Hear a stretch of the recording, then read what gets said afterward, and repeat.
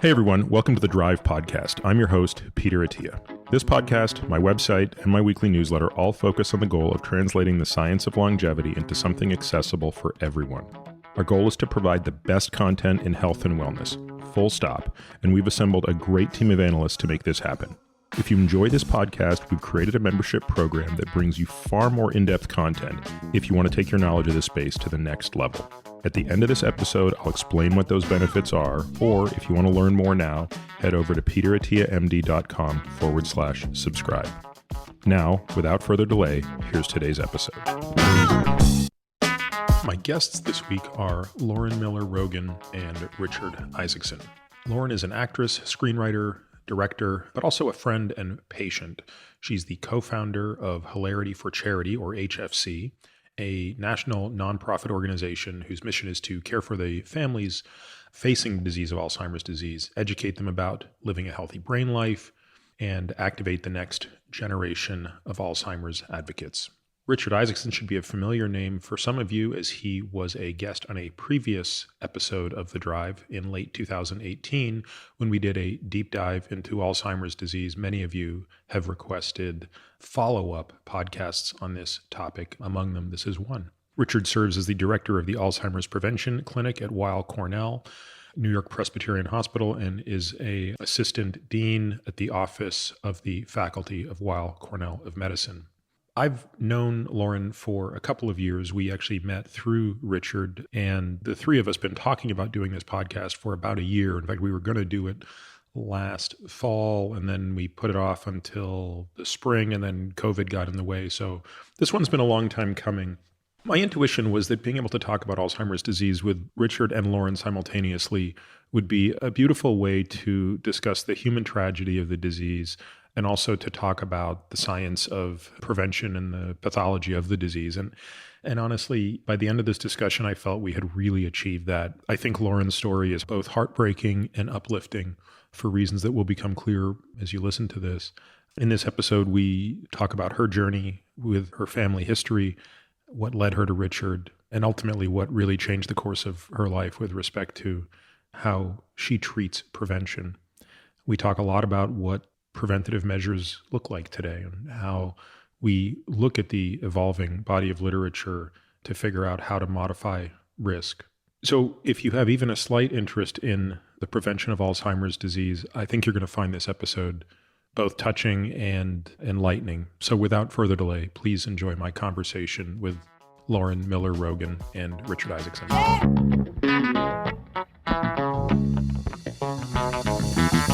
Lauren and Richard, what a privilege to be sort of sitting down with you guys right now. We have been kicking around the idea of doing this for about a year now. COVID kind of got in our way. We were going to do this obviously in person last year.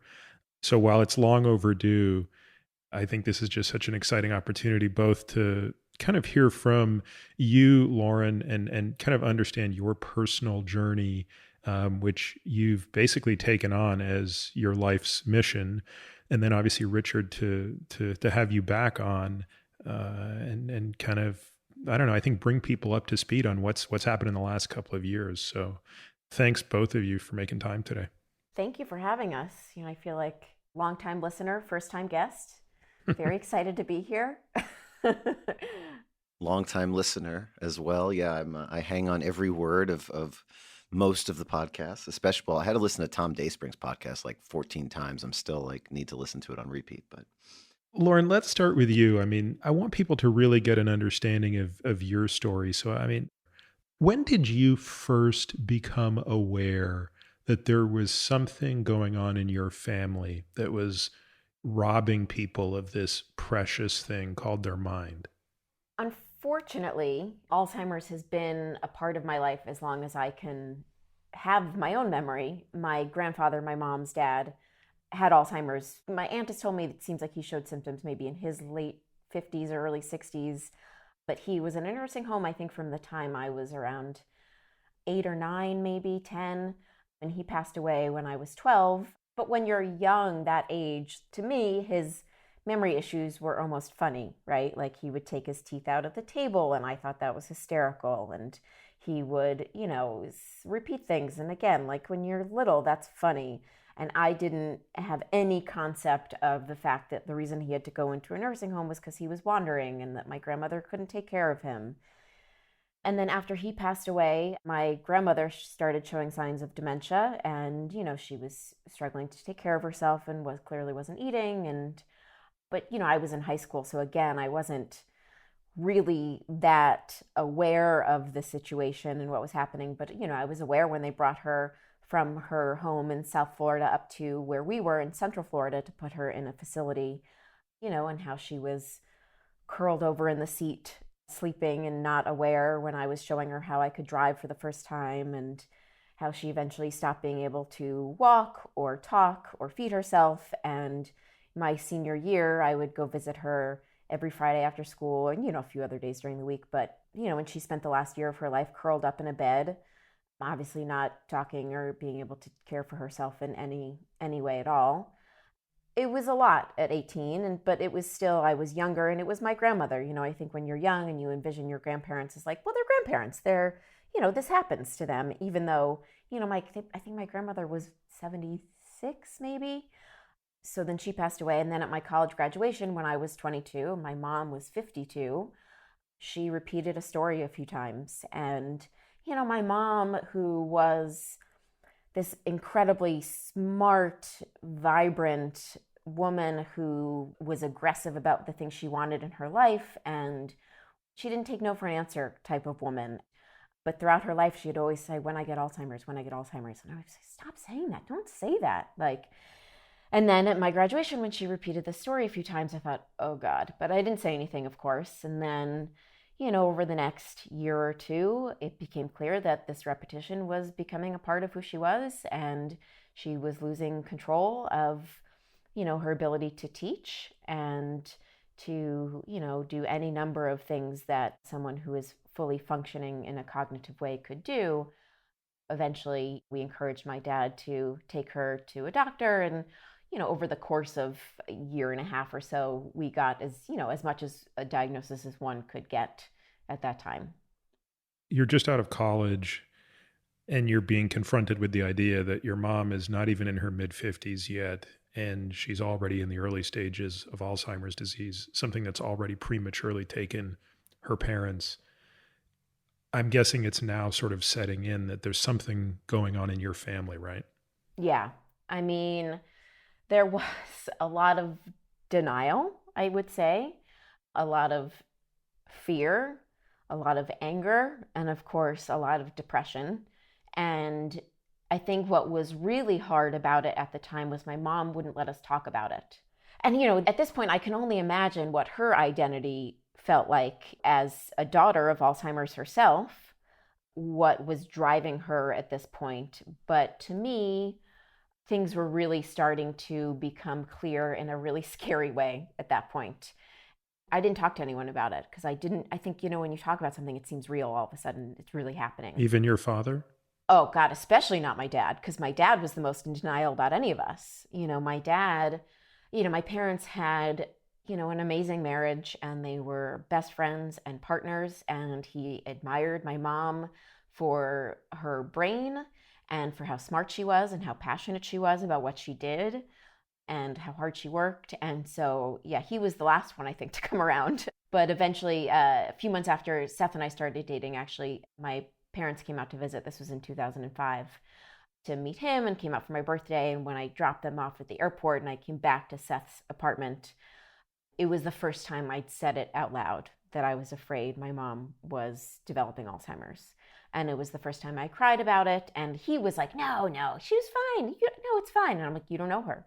You don't know how the person you met this weekend is different than who she was. And, it was, I guess, around 2 years from that point of going to visit, and she'd be worse. It was clear, at some point she shouldn't be driving. Eventually her school decided she shouldn't be in a traditional classroom anymore and took her out of that classroom. It was just who she was fading away and changing right in front of our eyes. She couldn't have these long conversations anymore. She, again, would repeat herself. She would call with the same thing over and over again. And it was devastating. I was in a very dark place at the time. Do you have any sense that she was aware of some of these things? For example, the idea that she could no longer teach her classes and to have that taken away from her by her peers, did that register with her what was happening and why? Yeah, I didn't have that direct conversation with her about it. I'm sure my dad did. I think she took that stuff in stride probably to act like a strong, independent person for us. But when she eventually had to retire, I know she wasn't thrilled about it, but she was at a point where cognitively she wasn't at full function anymore. And so it became a bit easier to change her life in a way where she didn't question it, which is, really sad to think about. But I think I had one conversation with her early on. I read in Teen Magazine, if there's ever something difficult you want to talk to your parents about, do it in the car because the drive will eventually end. And so the awkward conversation will naturally end. So I remember one time I was home in Florida and I was visiting them. It might have been around the time she was forced to retire, and we were driving to Target, and I asked her if she was scared about getting Alzheimer's. And she told me that she wasn't scared for her. She was scared for me and my brother and my dad. Because I think she got that at some point, she may not know what's happening and that the weight would be on us. I think she knew that because of what happened with her dad and her mom. And I can only imagine how terrifying that was for her. But I can't understand where she was at that point cognitively or emotionally even to really know the fear there. So you mentioned that this is around the time when, it's now hitting you with the full force. Yeah. And I assume it's much less, or maybe somewhat, but probably less about what the implications are for you and much more about the loss of her. Yeah, which of course, I was in my early 20s, so that was only about me. But I was at a point in my life where I was just starting to become friends with her. I'm getting a little emotional. She had come out to visit. I moved to LA in January of 2004, and she came out to visit in March of 2004 during her spring break. And we had such a great time being, I was 22, but, a grown up. And we went to dinner, just the two of us, like as grown-ups, and like drank wine. And like, she wasn't a big drinker. She would drink a sea breeze, I remember. And like, it felt like I was reaching that point where she was my friend, which I think, now I have so many girlfriends who their moms are their best friends. And I instantly felt like that was being taken away from me. Mm-hmm. And was so angry about it and so jealous of all my friends who were having those relationships with their moms and felt so hopeless. I would go online and I would just search like cure for Alzheimer's, treatment for Alzheimer's, gotta be there. I know I can find it. Like, I'm the kind of person who's like, if I'm going to do something, I'm going to do it, and like, no, there's something out there. I can find something for her. And there was nothing. And so it was a really scary, hard time where I felt like I could do nothing and that this train had left the station for my mom and that was it. So I want to give you a chance to just sort of catch your breath a bit. And Richard, I want to sort of ask you a couple of questions right now. Not necessarily specifically about Lauren's mom, because I want to come to that in some detail later when we get to the part of the story where you and Lauren meet. But I want to just ask you a broader question here, which is help a listener understand the context of this type of Alzheimer's disease. And by this type, I mean one that is so clearly familial and also so early in onset. How do you think about that as a neurologist? What's going through your mind as you think about this type of a case in terms of genetic predisposition? Let's just start with the genetics of this. Sure. So I first have to start with I hate this disease. I just hate it. I hate hearing these stories.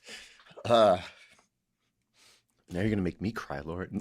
I'm on a podcast. Come on. I'm on record. I can't. Well, no one can see us, so it's fine. Okay, good. Perfect. So I just hate this disease so much because it's so insidious. It's so nasty. It's so it robs not just it robs the person of who they are, but it robs the whole family. Just like you just said, it's like it robbed you of like the good years, like the friendship years. And that's just, so I hate this disease.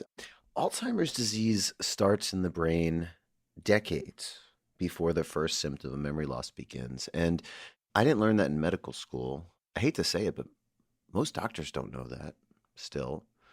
The new diagnostic criteria have been out now for about a decade. But, when I hear at 52, I say, oh my gosh, what was in her 30s? What was happening in her 30s? Like, why? Why is this happening? And then I hear the family history and I hear, wow, her mom and her dad, why? Why is this happening? And Lauren, we have some small world coincidences, which we learned about later. But like my brother, he's a neurologist. He's older than me. He took care of another one of your family members, like on another. So like, why? Why is this? And of course, the first thing you think about is genetic. And then you think about, well, is this early onset? What is early onset? I think most people think about Alzheimer's disease as an older person's disease, greater than 70, 72, 74. What's the average age? But there's a small, tiny sliver, a small group that I would qualify as having early onset Alzheimer's disease due to a genetic reason where the person usually gets Alzheimer's in their, 40s or 50s. But, Lauren, your family was different, and we'll talk about this later. But when I hear a family history like this, I say, well, why do certain people in one family get it later and the other people in the family get it earlier? This is actually earlier onset Alzheimer's, and I maybe made that up, but what is it? This person should have been affected in the later years, and something is fast forwarding. There's like a 1 + 1 = 3 here. There's like a mishmash of things that just, like, the first thing I think about is, why is this happening? And number one, I say, okay, genetics. There's got to be some genetic something. And then number two is, okay, then I think about, well, could it be lifestyle? Could it be an exposure to something? Could it be head trauma? Could it be uncontrolled diabetes, high blood pressure, cholesterol? These are all things that, just synergize together to potentially make a late onset Alzheimer's case start earlier. So these are some of the things, like, detective work things that I think about.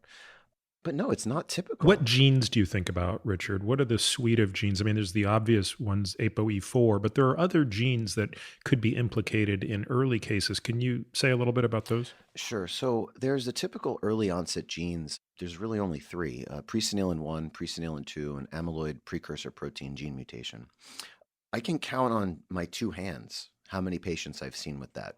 I've seen over 1,500 patients easily, probably close to 2,000 patients over the last 15 plus years. Literally two hands, it's all I got. Lauren, you actually introduced me to one, an amazing person, great individual, and someone that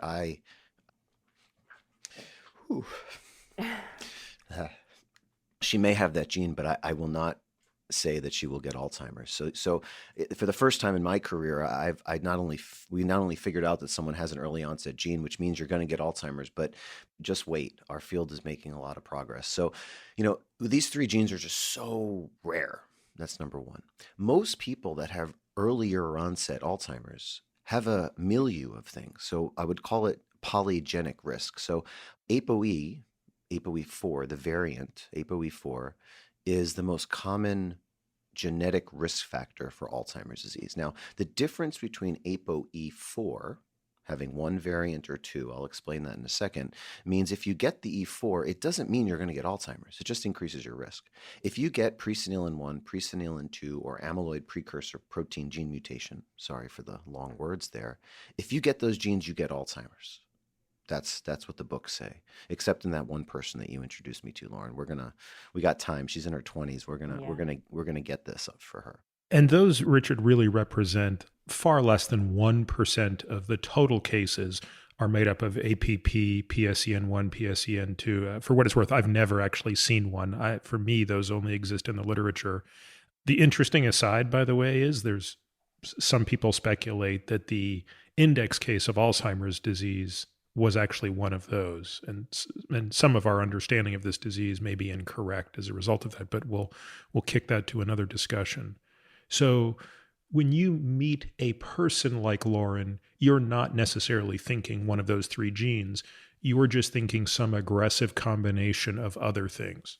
Yep. And it's epigenetics would be the word that I think about. So the term epigenetics encompasses a person's genetics plus the environmental impact, the milieu of what a person does in their lifestyle or behavior, or what they were exposed to, for example, whether it was a virus or if it was a traumatic something or if it was something that triggered the gene to work in one way or another. And the term polygenic risk means that there are multiple genes that work together. Now, some genes can increase risk and some genes actually decrease risk. So the future of Alzheimer's disease, well, I believe the future of Alzheimer's disease is based in precision medicine, using these types of genetic underpinnings, understanding all the individual genes that impact a person's risk, figuring out what they are, figuring out what their biological function is, figuring out why it puts a person down the path towards Alzheimer's, and then telling that person to do A, B, C, X, Y, and Z to get them off the path towards Alzheimer's. That's the future of Alzheimer's, and I think in a lot of ways the future is now. But APOE is by far the most well understood, most well researched. Every patient that walks through our doors gets an APOE test. There are commercial, like anyone can basically find out what their APOE status is. Just for the listener out there, you get one from mom and one from dad, either an APOE 2, a 3, or a 4. It's called an allele or a variant. A lot of people call it a mutation, but it's not a mutation. So you get a 2, a 3, or 4 from mom or dad, and a 4 increases risk a little bit. A 3 is neutral, and a 2 actually is protective. So if someone comes in as a APOE 3-3, that's a pretty neutral risk, kind of boring, no big deal. APOE 2-3, okay, maybe they have some protection. And 1-4, APOE 3-4, for example, increases risk a little bit. And then 2-4s, APOE 4-4s, increases risk more so. But again, genes are not our destiny. We can absolutely win the tug of war against our genes. And, 4-4s, I have dozens of patients in my practice that I absolutely think that they are not going to get Alzheimer's disease. They're going to be able to do some things to delay it. They also have other genes to protect them. So without getting too detailed, APOE4 is important. We personalize care. If someone has a 4, we're going to tell them to do certain things. If someone doesn't have a 4, we're going to do other things for them because their other things are preferentially effective. But this polygenic risk is what I'm thinking. So when I hear about Lauren's mom, like, what is it? What are her E4s? Sure. But what else? There's got to be something else. The devil is in the details there.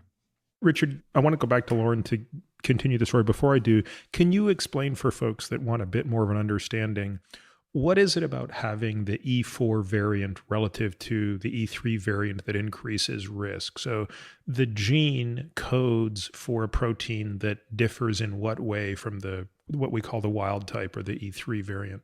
So I guess how I would answer that is starting by basic. What does APOE mean? APO is apolipoprotein. That means something related to cholesterol, I guess. People actually who get the gene tested in our practice actually get it through a cardiovascular disease prevention panel. Peter, you and I have used the same labs. You maybe focus more on cardiovascular disease prevention. I focus more on Alzheimer's disease risk reduction and prevention. But it's really a cardiovascular risk gene just as much as it is an Alzheimer's risk gene. So the way that I think about APOE4 is it increases vascular risk. It increases the likelihood of a bad pathologic protein called amyloid. It's a sticky stuff that builds up in the brain of a person with Alzheimer's. And people with this gene are more likely to have accelerated deposition or accelerated accumulation of this amyloid protein through what I would call, just in a basic sense, a cholesterol-like, vascular-like pathway.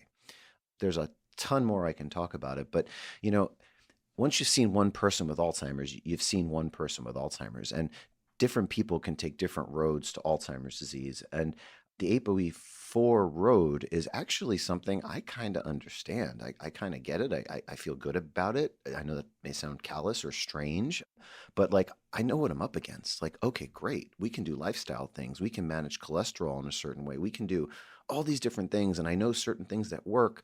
And I know what I'm up against. It's the person that actually doesn't have the E4 that I'm like, wow, they're either spared or they have another gene lurking. How do I find it? And what the heck do I do about it? So E4 doesn't bother me. And I feel relieved sometimes when we find it in a person.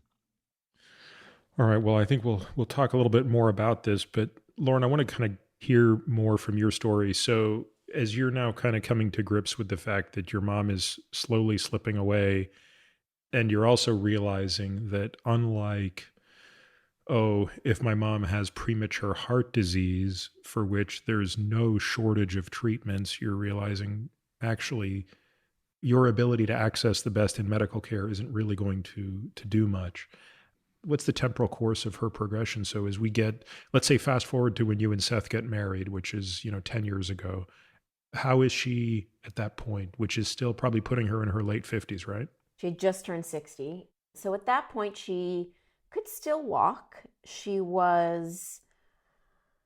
There were moments where she knew us. No, she knew us. She knew that we were her family and that we were her loved ones. But she was, at that point, being fully cared for by my father. At that point, but she could still dress herself and bathe herself and use the restroom. But, planning my wedding was a real emotional turning point for me, because it was, I always was the kind of, girl who envisioned my wedding, and it was be this thing, and then my mom and I would do it together. And that is just not what happened at all, to the point where, I couldn't even have her there when I was getting ready, because she would just be wandering, and my dad had to take her to a separate hair appointment because it would be too disruptive to get everything together to have her there. But, when she walked in, I remember that morning, I'll back up a bit to say we had a bit of a weekend, our wedding, and Friday night was a small thing, and Saturday, and then Saturday night there was a dinner, and it was not good. We had taken my mom from her home, which for an Alzheimer's patient, for anyone with dementia, is difficult to take someone out of their space, their routine, where they know everything and they are familiar with their world.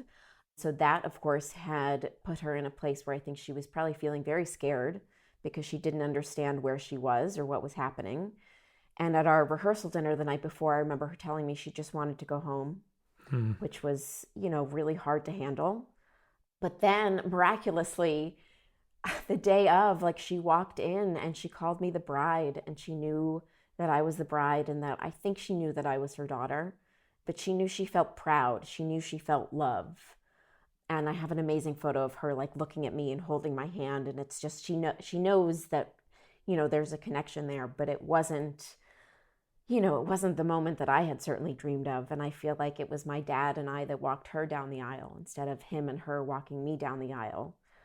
And, normally in Jewish weddings, the family stands up next to the bride and groom, and we didn't do that. We had them sitting next to us because we knew my mom couldn't do that.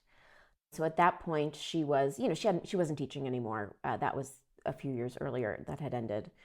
So it was, for me, it was a really hard thing, but luckily she rose to the occasion that day, which, it's interesting throughout this journey with her.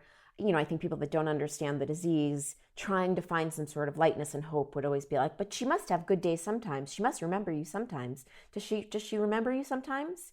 And I would always be like, no, it's gone. That's gone. It's not like sometimes you remember oh, I use my legs for walking. Once that's gone, that's gone. But for whatever reason, the day of my actual wedding, I will say, she was as there as anyone could be in her state, and that was an amazing thing. But overall, it was only a few months after that we encouraged my parents to move out to Los Angeles, because, my dad, it was clear that it was going to kill my dad before it killed her. The stress of taking care of her. He always talks about the plane ride home from our wedding was the worst 5 hours of his life, because she had had an accident in her seat on the airplane and was acting out and was screaming, and they had to get help to get off the plane when they landed back in Florida. And it was a pretty horrific time. I mean, these are some of the things that we're going to talk a lot about Hilarity for Charity, and why the focus is on the family, which I think is part of why I'm so excited about it. And you can ask me 100 times to do something for it, and I'll always say yes. So you always apologize when you ask me. Don't say that. But I'm really so fond of organizations that take that step and appreciate what is being done for the family. Too often people think the only way to make a difference is to fund research. And clearly that's important. But it's too easy to ignore that while we're waiting for these things to happen, people need help in caring for this. And I suppose there's no disease where that's more true than this one. Absolutely. Richard, can you just spend a minute kind of explaining what it is about the deposition of these plaques, the accumulation of the tau? Why does it lead to this largely predictable set of symptoms that don't just involve almost a folksy, funny loss of memory, right? But also at some of this deeper level of this, what I suspect is fear and confusion on some level, right? Like, why would she be upset on the airplane? Well, I'm guessing on some level there's a sense of fear, right? There's something is wrong. Why is she not able to control her bowel or bladder? Like, how is this disease wreaking so much havoc on the central nervous system, Richard? Yeah, so there's actually a couple who I believe were both pathologists, Brock and Brock, Braak. And what they did was they kind of came up with the Brock staging of pathology, where the amyloid protein and then the pathology of Alzheimer's spreads over different parts of the brain. And, when I was in medical school, I was taught that Alzheimer's disease is a progressive neurological disease characterized by changes in short-term memory. And then later on, that includes changes in some behaviors, it's a neuropsychiatric disease, changes in sleep. And then the person, as the pathology spreads, they can no longer take care of themselves. What we really now understand about Alzheimer's is it's a much more heterogeneous disease, meaning wherever the pathology goes, those are the symptoms that manifest. So there are newer forms of Alzheimer's, and they're newer because they're now published in the literature, but we've seen this for decades. There's one newer form that has something called a dysexecutive syndrome. Well, what does that mean? Executive function is higher order processing, judgment, planning. You find a wallet on the floor. What do you do with it? Right? Peter would take the money out, put the money in his pocket, throw the wallet back on the floor. Lauren, she's very empathetic and compassionate. She'd look at the license, she'd say, oh, I'm going to go find this guy. I'm going to go to the ends of the earth to find this person's wallet. So that's executive function. Maybe. Depends. Depends on Depends on how much is in there. Exactly. That's one form of Alzheimer's. Another form of Alzheimer's is PART, P-A-R-T, primary age-related tauopathy. So we've talked about amyloid, but what about tau? Tau's another protein. And there's tau and amyloid and neurofibrillary tangles. And then there's glucose hypometabolism, meaning the glucose, the sugar in the brain, it's just not being efficiently able to be used to power the brain cells. So depending on where the problem is, you have different manifestations, cognitive symptoms, I guess. And PART, for example, is primary age-related tauopathy. Again, one more time, it's related to age, so it's usually in older people, easily 70s, more likely 80s and 90s, and it's specifically short-term memory, and it's specifically because that pathology is localized to the memory centers in the brain. The hippocampus, for example. But that person can still have good executive function. The frontal lobes, the front part of the brain, is working. So it just depends. It depends, for example, when the bad stuff goes to the back part of the brain, that's where the visual fibers are. So the eyes are in the front, but they have visual projections that go to the back. You interpret images. Well, when someone can't interpret images, they get confused. They act funny. They may be weird. They may be, confused, but it's not exactly a memory problem. It's a visual perception problem. So, I don't want to be cheeky, but Richard, no, this is very interesting. And I've never really thought of it this way, but as you probably are aware, we don't really think of cancer as one disease anymore, right? It's been a while that nobody's thought of cancer as one disease. So breast cancer and colon cancer have very little in common. About the only thing they have in common is unregulated cell growth, but thereafter they're very different diseases, not just in the ability to impact a different organ. And it sounds like what you're saying is Alzheimer's is not really one disease. It's kind of an umbrella term that encompasses many different diseases of the brain that have some common features in the way that all cancers have some common features that, cells don't respond to normal signaling. But this notion that someone could have a form of Alzheimer's that largely spares the frontal cortex and therefore preserves some higher order functioning versus another person that has something that's not. Listening to the story of Lauren's mom, just hearing what we've heard so far, how would you think about the etiology or the insult? Well, I'll try not to bias my answer because I know a lot about Lauren's mom and Lauren's whole family. But if I just took for face value what Lauren said, that symptoms began with little repeating of stories and memory glitches around 52 to 54, to where she had to have then a modified work schedule, to then 6 years later, she's having trouble caring for herself, maybe not recognizing her daughter, and then having emotional, behavioral, psychiatric components. I mean, that sounds like Alzheimer's disease. That sounds like progressive short-term memory loss plus behavior changes plus, other things. So it sounds like she started in the mild cognitive impairment phase with the symptoms. So there's three phases of Alzheimer's, three stages. Maybe we should take a step back for listeners.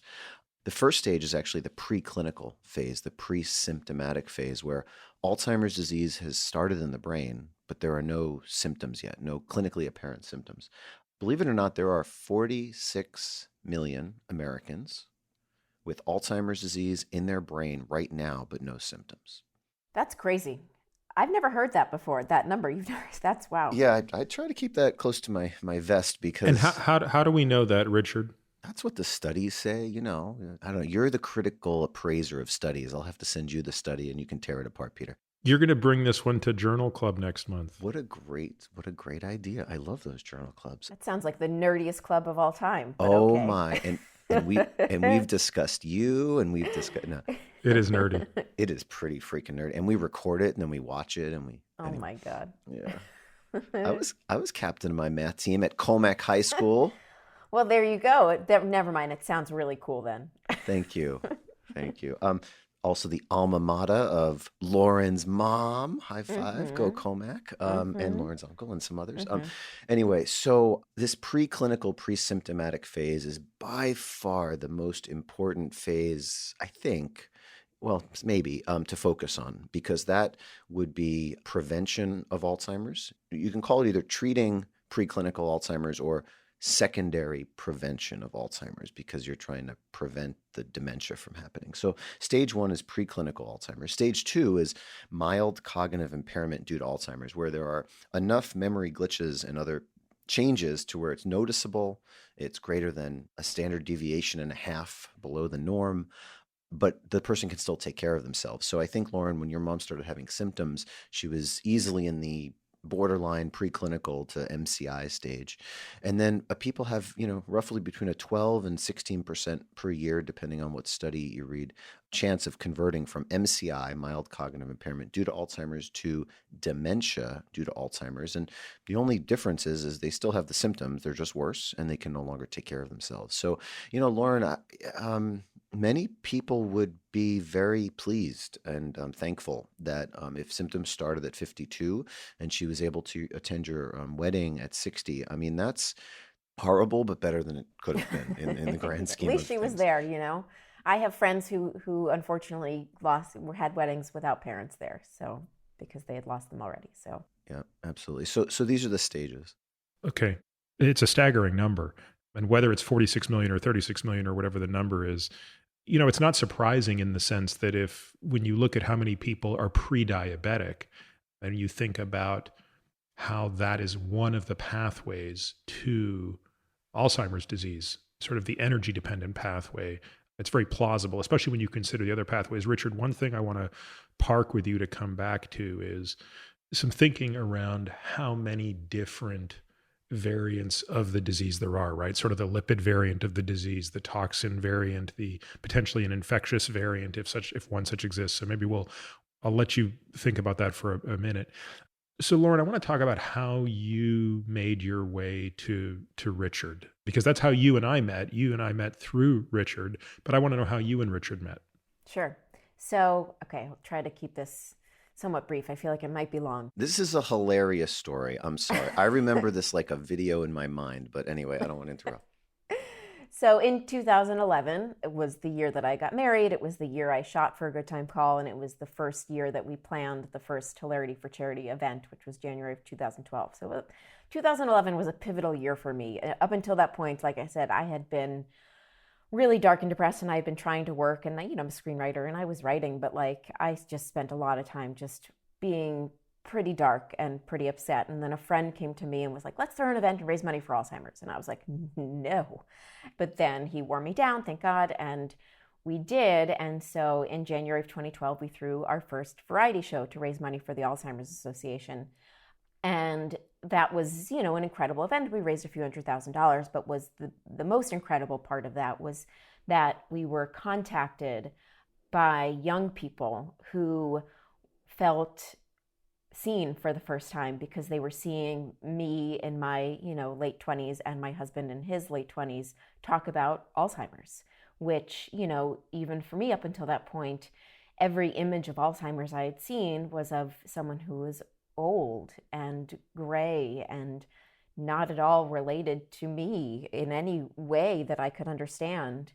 So we felt like we had an opportunity to continue talking and to continue hopefully gathering people and helping them feel like they too had a place in this disease, which is considered a disease for old people.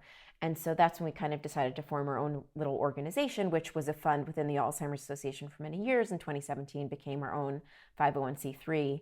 But during that time, of course, we became Alzheimer's advocates, and I met many smart people and doctors and scientists and other advocates who were doing all sorts of incredible work. We became friendly with Maria Shriver, who of course has always used her platform to raise awareness about Alzheimer's and is so incredible, and had really sort of gotten to know the Alzheimer's community a bit. So then my uncle, who is my mom's brother, who was 5 years older than her, was starting to show symptoms. Now, my uncle, who was an athlete his whole life, he was, and in his later life started when he was, I don't know, I guess maybe in his 40s, riding a bike, and was a obsessive bike rider. And he was in great shape, and he's a big, strong, muscular guy. And we'll get into some of the other things why Alzheimer's happened in my mom earlier than it did with him, but he started showing symptoms. And I wasn't allowed to talk about that publicly at the time. Unfortunately, he passed away in March this year, only a month after my mom.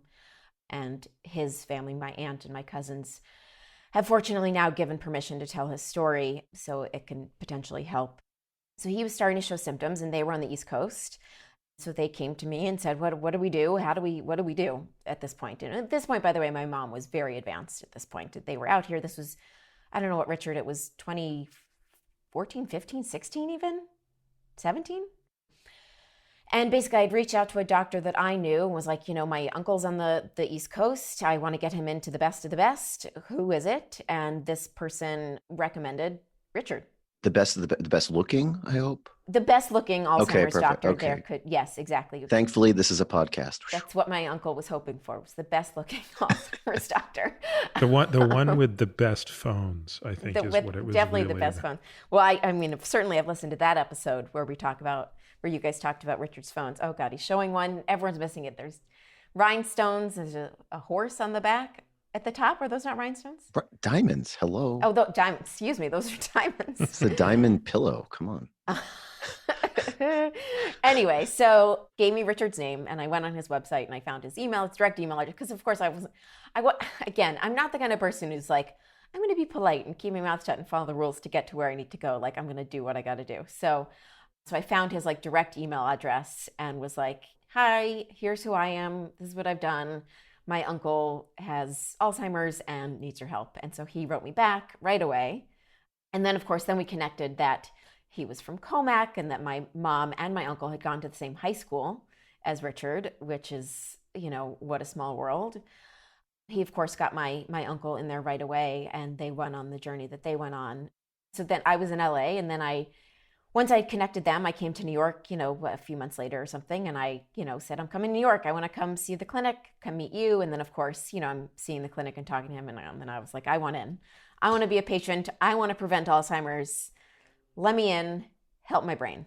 You literally, I don't know how to do this, but like shot out your arm and said, take my blood now. Let's do it. And literally you walked into the clinic. We literally stuck a needle. You signed a consent form. And then it was the quickest most rapid Alzheimer's prevention consult in the history of our program. So Lucky for me. yeah, Lucky for just me. What kind of shape was your uncle in at that point in time? I actually didn't realize this part of the story that the initial connection with Richard was actually a consultation for your uncle. Is that presumably because at that point you felt your mom was just advanced enough Yeah. that it Yeah, no, at that point, she was fully bedridden. I'm pretty sure at that point, getting everything fed to her, fully cared for. Her train had long left the station. So your mom at that point would have been in her early 60s, I guess. And your uncle is a little older, did you say? Yeah, so he's 5 years older than her. And he was, I would say in that MCI, in that mild cognitive impairment space, right, Richard? Or even almost a little before that, he was a very functional guy. With both my mom and my uncle, and you guys can speak to this more about other people, they could both like rise to the occasion in a way. And so, I knew that what my aunt was seeing with my uncle was different than what I saw, that he could somehow dig deep and put on a show, if you will, and act like he was still in control. But there were little things, little hints that wasn't happening. Whereas my mom, we were far past that point. Richard, let's talk a little bit about now the beginning. You go down this path of kind of being a detective. So you're never going to get to meet the parents, the grandparents in this case, but the parents of your first patient. But you know enough about their story. You're meeting Lauren's uncle. You know about Lauren's mom, though you haven't met her. How are you now starting to piece together this family? First, for the standpoint of trying to understand if anything can be done to help Lauren's uncle, but ultimately to really figure out what to do to help Lauren and her brother. Yeah, this is detective work. This is a spelunking mission down the deepest, darkest cave with no light. And, instead of a pickaxe, I don't know, maybe with a plastic fork and knife. Let me take a step back. Lauren, before I met your mom, I saw a video of your mom, which kind of changed things for me. This was a video of a movie, actually, that you can maybe talk about, you'd worked on. And I had actually watched, I don't know if it was a clip online or maybe it was something you sent me. And seeing the video of your mom from I don't know, you can tell me 8 something years before the present, that was so instructive. I mean, I don't know how to explain this, but like, I'm not psychic or anything like that, but I trust my gut. And when I see people sometimes, this is going to sound weird, but I think it's true. I see genes. I don't know, my gut just feels something, and I don't know if it's just because I've seen the pattern so many times. There's genotype, meaning the genes, and the phenotype, which is the physical real world manifestations of genes. But there was something about your mom, her behavior, her mannerisms, her I don't know, her the shape of her face. I mean, I don't want to get too like kooky and weird, but like there was something that my gut or my subconscious just saw. And your mom was a little confusing to me because I saw something consistent with Alzheimer's, but there was, my gut said that there's something else. This is just strange. This is not clearly Alzheimer's. This could be something else. And then when I talked to you, Lauren, and really I talked to, your aunt and your uncle, and I learned all the intricate details, I just learned that this was more complicated than Alzheimer's. Maybe there's Alzheimer's on one side, but there's Alzheimer's plus something else on another. And I don't know if I ever told you the story, but your uncle brought in his Comac High School yearbook. I don't know if we ever talked about that. Yeah, and then I don't know. And then when I was actually at your place in LA, I think your dad found your mom's Comac High School graduation yearbook. And this is going to sound even kookier, but you can tell in the handwriting. Your grandparents signed your mom's yearbook and your uncle's yearbook, and they were 5 years apart. And I could tell in the handwriting. There's like research to support this, but you could just tell by the change in the handwriting over the years, and just the, like, Alzheimer's is a neurological disease. There's other neurological conditions like Parkinson's disease, dementia with Lewy bodies. And in Parkinson's disease, when you start writing, as you write more and more, the writing gets smaller and there's like a shaky nature to the writing. This is really hard to explain.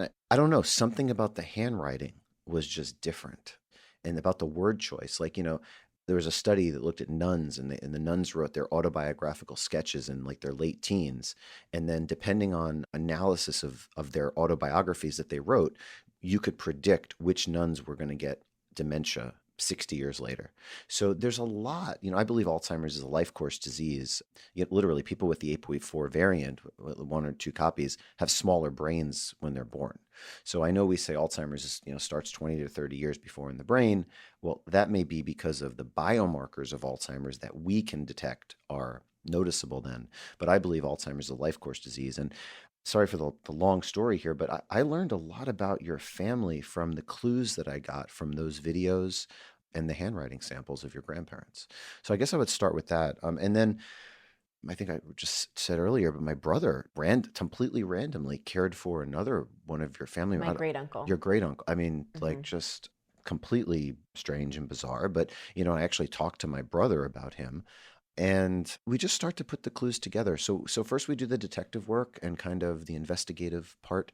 And then we just do a clinical history. We ask about all sorts of things, from medical history to what other risk factors were apparent. We did some genetic testing, which was critical. So we just try to put together lots of different pieces to the puzzle and do as best as we can with the information we have to personalize or individualize a person's care. So Richard and Lauren, I don't know if you don't have permission to talk about Lauren's uncle's case, then we don't need to talk about it at all. But if we do. So I'm curious, Richard, you have this clinical history that is, at least for me, would be very overwhelming. I realize that a lot of people walk into your clinic with stories as tragic and as complicated as this. But what are the things you most want to see come back out of that blood work? Once you have a very detailed clinical history, at this point, you've probably established that brother and sister are on the same pathway, though sister is moving much quicker in Lauren's mom versus uncle. The APOE genotype comes back. What does it show, and what does that tell you? All I can say is my brain kept asking, why? Like, why did Lauren's mom have symptoms at 52? But Lauren's uncle, 5 years older, start having symptoms in his late 60s, or maybe it was early 70s. Why? Why was there this 15-something-year-old? What is going on here? So the first thing I think about is, and this is also because of a genotype-phenotype thing, I felt or smelled or whatever it was that there was some E4 something, APOE4 something. Lauren, when I saw that video, your mom, I don't know, again, this is weird, but your mom was E4. I actually thought she was E44. I'll just be frank. She was 4-4. Yeah, I know. Well, Yeah. Exactly. Oh, you mean from the video? Yeah, from the video. Yeah. And again, this is weird talking about when it's being recorded, but like, I don't know. I've seen a lot of patients, so I can just, I don't know, something subconscious. When your uncle walked in, 4-4. But just to be clear, Richard, did you think that Lauren's mom was 4-4 because of how early it affected her, or because of the fact that she had such a clear history of disease on both sides of the family? Honestly, I guess what I'm saying now is I saw her on video, and the phenotype that I saw, her body makeup, her habitus, her structure, again, sounds weird, but I saw 4-4. I felt 4-4. Plus, of course, in my subconscious mind, I knew she got it early. I knew her parents, Lauren's grandparents, got it later. So it just fit. And also, big, you heard it here first. No, this is common knowledge, I hope, or it should be common knowledge. Women with the E4 variant, much higher risk. I mean, women with E4 are very different than men with E4. And I think most people just completely are not aware of that. And then Lauren, I forget when this came up, but I don't know if I asked you this, but I said, when did your mom go through menopause? And then you told me about the hysterectomy and they took the ovaries out. And I said, oh, my goodness. I said, wow, E44, even though I don't think we had the genetics at the time, or maybe we did, plus the, surgical menopause, taking out, immediate withdrawal of estrogen and taking out the ovaries. Back then we had no idea relationship to Alzheimer's or anything else. Plus she's a woman and there's a synergistic, impact on risk. So it kind of was the perfect storm, but still, a 4-4 plus a woman plus a hysterectomy, there had to have been something else. And then we went on a spelunking mission to find the something else. Lauren, how old was your mom when she had a hysterectomy? Was she in her 40s, late 40s? I want to say she was 46, maybe 47, but I'm pretty sure it's 46. All right. You've alluded to this just in passing a moment ago. I want you to expand on it a little bit. You basically created a little bit of a contrast between your uncle and your mom in terms of lifestyle, your uncle being exercising constantly. Tell us a little bit about your mom. Obviously, you've spoken about her intellectually, and you mentioned she didn't consume much alcohol. What other lifestyle factors do you know about her? Did she sleep well? Was she under a lot of stress? What was her diet like? How much did she exercise? Did she smoke? Any other things that you can tell us? I mean, she never smoked. She told me once she tried to smoke a cigarette in high school and threw up and never did again. So that's why I never smoked a cigarette. But she did not exercise. We were a big sugar house who had dessert every night. She probably had cookies most nights after dinner. She used her brain every single day, but was she constantly learning new things? A little. She taught first grade for 15 years. And so, sure, could she have been learning things? Yes. But was she recycling information that she had already learned? Potentially. But I think, knowing what I know now, she got almost no cardio exercise and she ate a lot of sugar. And combining those things with, her family history, of course, and then, of course, the hormonal issues that arose from her hysterectomy, seemed to really put her on the path that she eventually went down. Do you know if she had any difficulty sleeping prior to the hysterectomy? I can only imagine afterwards it was devastating, but... Yeah, I mean, it's funny. She and my uncle and my grandfather were similar sleepers, I would say, in that they would fall asleep on the couch every night and then wake up super early. That's as much information that I got from her, but of course, less as I get older, but I'm the kind of person who loves to sleep and is very happy to sleep, whereas she wasn't a big sleeper. She definitely did herself no favors with her sleep habits, especially, again, knowing what we know now. She did not use her sleep to help her brain at all. I just want to comment one thing. So, and I talked to your dad about this at some point. Your mom was not, when you looked at your mom when she was, in the 80s and 90s, your mom was not unhealthy by any means. She didn't. No, I don't want to paint the picture of her as being this disgustingly, unhealthy person who didn't care about herself. It wasn't that. It just, she didn't make the effort that is needed that we know now to, as Richard said, to take control of the genes that she had been given.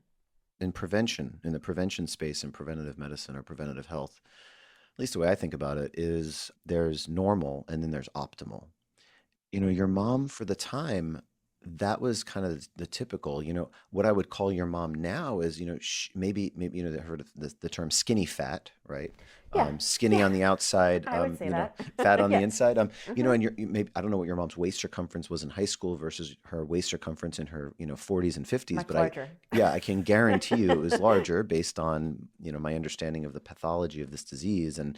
But back then that wasn't really talked about or thought about, in the 80s, it was that was when 10,000 steps came about, who came up with 10,000 steps? Well, sorry, I know who came up with it, but I understand that there's some better than nothing and calculating, but 10,000 steps is so antiquated. It's literally the 80s compared to now. We truly understand physical fitness and how to optimize physical performance.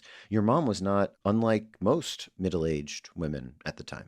And the difference between her and my uncle, or even, me and my brother, is my mom was never an athlete. I was a gymnast growing up. My brother was a baseball player. My uncle ran track, and then he got into cycling and was always a physically active person, whereas my mom was an intellectually active person. She read, she, like I said, she was a great student. She loved to learn and then to teach, but she didn't use her body in a way that perhaps could have at least delayed what, her genes were leading her toward. When someone meets me at a cocktail party, or I think you asked me that question, Peter, what are the 3 things that you tell someone when they Yes, meet you that at was in your podcast. That was, yeah, remember. and I refused to answer it. I was like out walking the dogs the other day, and someone asked me the same question. I'm like, well, but the number one thing by far is exercise and physical activity. But it's not just like, going for a walk. There's physical activity and then there's physical exercise. And the difference is key. Cardiovascular and strength training. There's just so many degrees. High intensity interval training, specifically for this case, high intensity interval training is probably the only thing that can move the needle in terms of certain aspects of cognitive function in people with the APOE4 variant. And like, no one knew any of that even a few years ago, let alone a decade ago. So optimization of physical activity is key. And your uncle, just so we can paint the picture, your uncle was like, he was a machine. He was a beast, yeah. He was I mean, Yeah. he could put Pete, I don't know, him and Peter next to each other would be close. I'm scrawny or whatever compared, but he was ripped. He just looked great. His leg muscles were like, oh my word. Yeah. My goodness. And because of that, your metabolism is better, all these different things. Richard, was he 3-4 or 4-4? He was 4-4 also. I see. Okay. So this is very interesting, right? Because until you have that information, you could say, well, maybe the reason everything came to him so much later is he was the 3-4, his sister's the 4-4, and that explains the 15-year gap. But to have them both be 4-4, you're basically looking at gender, inclusive of the removal of hormones, lifestyle factors. It's probably some combination of those things that's explaining it. Can you explain a little bit the gender issue? Again, most people who follow the research will be very well aware that Alzheimer's disease disproportionately affects women. The answer that used to be thrown about was, well, that's because women live longer. Anybody who understands even first order mathematics will realize that the increase in expected lifespan of women does not fully explain that. So there must be something else. Do you think that it's the loss of hormones that explains the remainder of that gap, or do you think it's even something beyond that? Yeah, so I would have answered that question just like you did, but the age thing, even 5, 6, 7 years ago. And then it was one day on some television something where someone kept elbowing me, someone named Maria, our friend Maria Shriver. It's like, no, you got to figure it out. Why do women? No. 2 out of every 3 brains of Alzheimer's are women's brains, and we don't know why. Isaacson, go figure it out. And I said, yes, ma'am, I'll go do it. I think I understand much better now. And in the category of likelihood is during the perimenopause transition, there are bioenergetic shifts in the brain that absolutely can predispose a woman to accelerated Alzheimer's pathology. And we call it the window of opportunity. During the perimenopause transition, if we can intervene the right way at the right time in the right woman, I believe that we can negate a reasonable amount, if not much of, careful with my words, of the negative impact of this precipitous drop of estrogen, which I believe is neuroprotective. Again, the right type of estrogen, the right whatever. The natural estrogen, I believe, is protective. Whether we get into hormone replacement, that could be a different part of the conversation, and which types and what this and what that. But the bioenergetic shifts during the perimenopause transition, why do people have perimenopause? What are the symptoms? They get hot flashes, right? Night sweats. We can talk about that. Oh boy, night sweats. I don't know what you're talking about. No, not at all. Not at all. Irritability, never. No, I'm kidding. Never.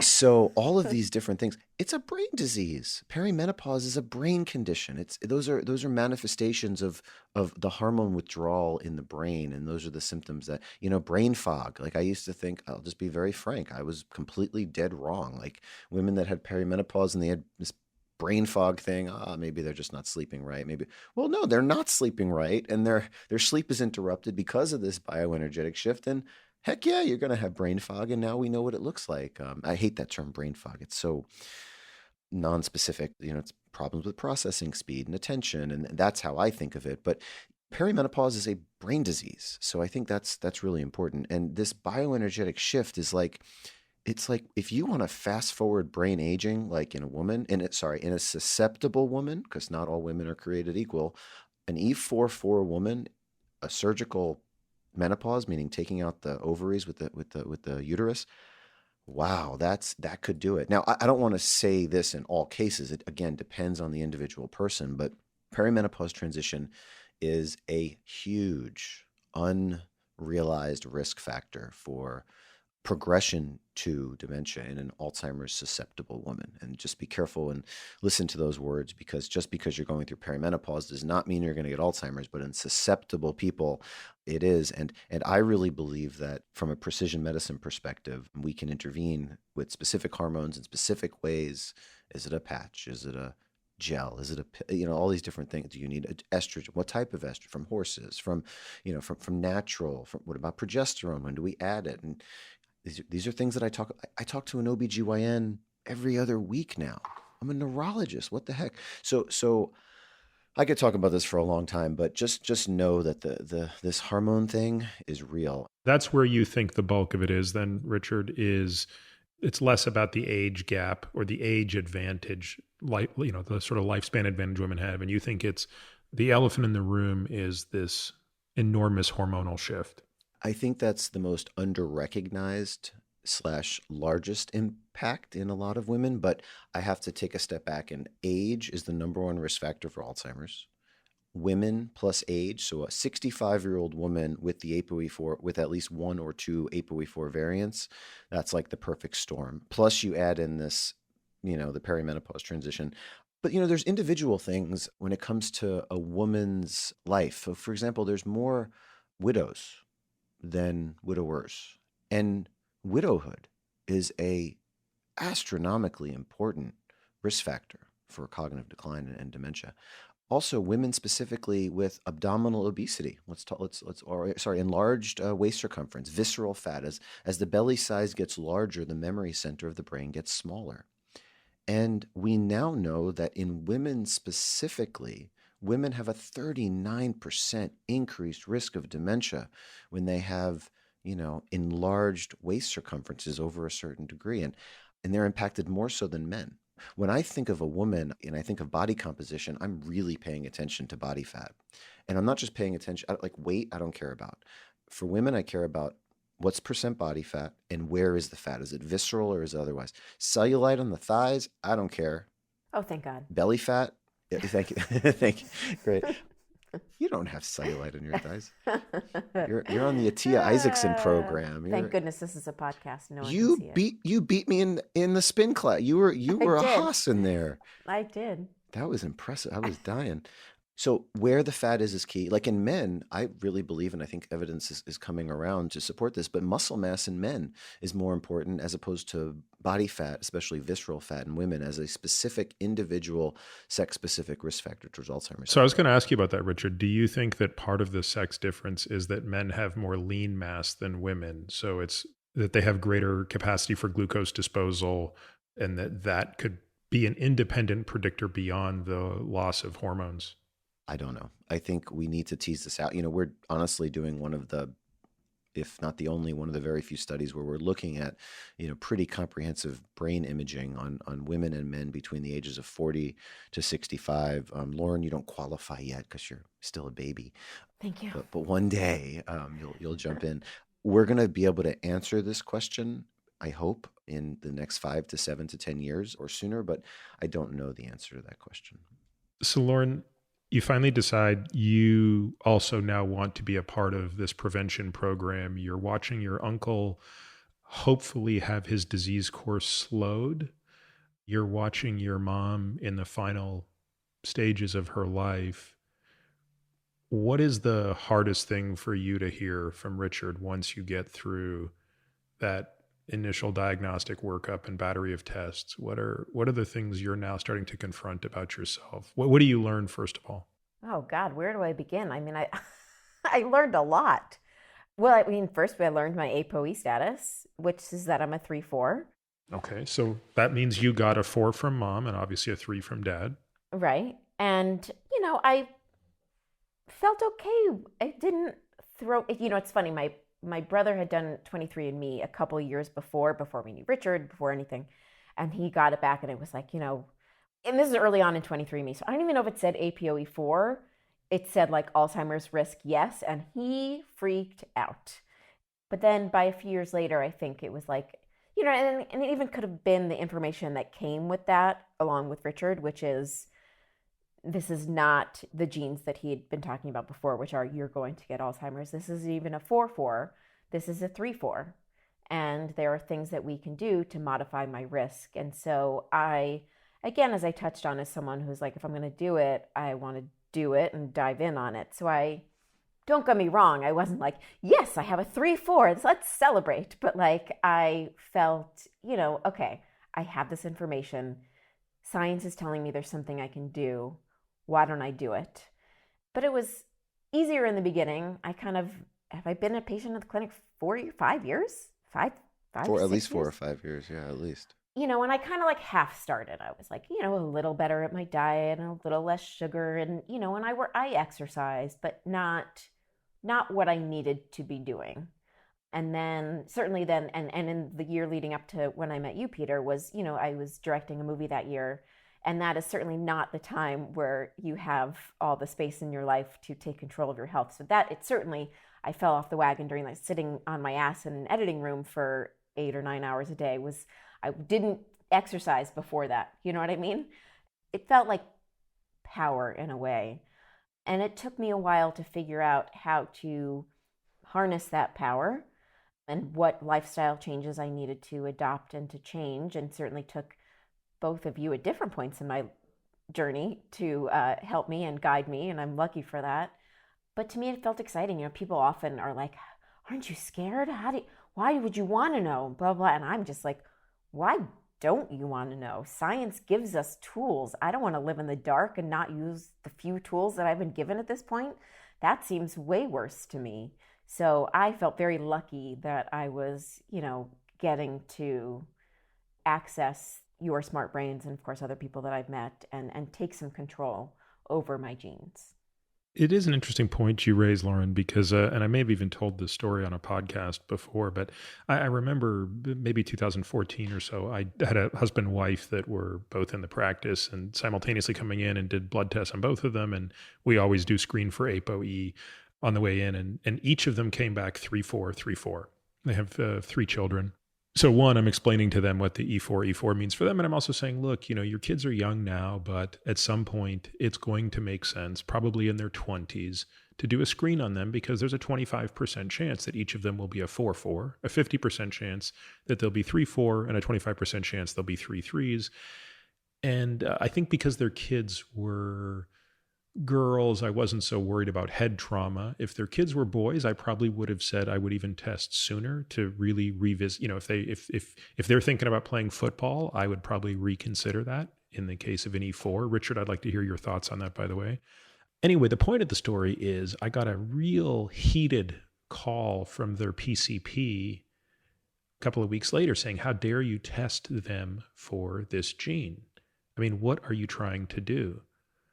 We can't do anything about this. So what on earth, what good comes of scaring them with the fact that they have an E4 gene? And obviously that led to a discussion. I actually think that person has since then changed their tune a little bit on that front, in large part thanks to the work that Richard's done. But Richard, just a quick digression there. What's the evidence on people with an E4 gene being better off without head trauma? Not that anybody does well with more head trauma, but are E4s more susceptible to head trauma? Well, just to take one step back, I mean, Peter, you did the right thing. I mean, this is when the conversations need to start. I mean, for example, eating fatty fish, people with APOE4s just don't absorb, for just one example, and I can just so many things, but eating fatty fish from early in life, again, I'm not a pediatrician, so I'm not recommending little kids and 12 and I don't even know what or when to start, but omega-3 fatty acids in an E4 brain should be started as early as possible and at reasonable doses to really protect the brain. Head trauma is something that's a little confusing. My opinion on this has shifted a little bit.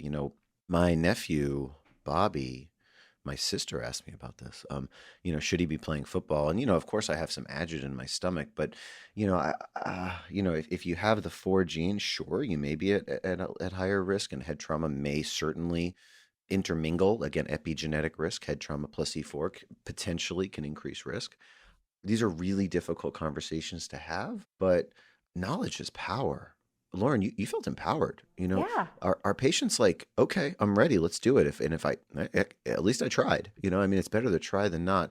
When it comes to E4, I don't know when the best age is to learn. I guess that's a tricky question. But the Reveal study showed that people that find out their APOE4 status in the initial 6 months, maybe there's a little bit more anxiety initially, but at the end, there's no negative psychological outcomes. And the studies that we've published, I wrote our first paper on this in 2011, so like a decade ago, and like just the fact that you could use genetics to personalize Alzheimer's care.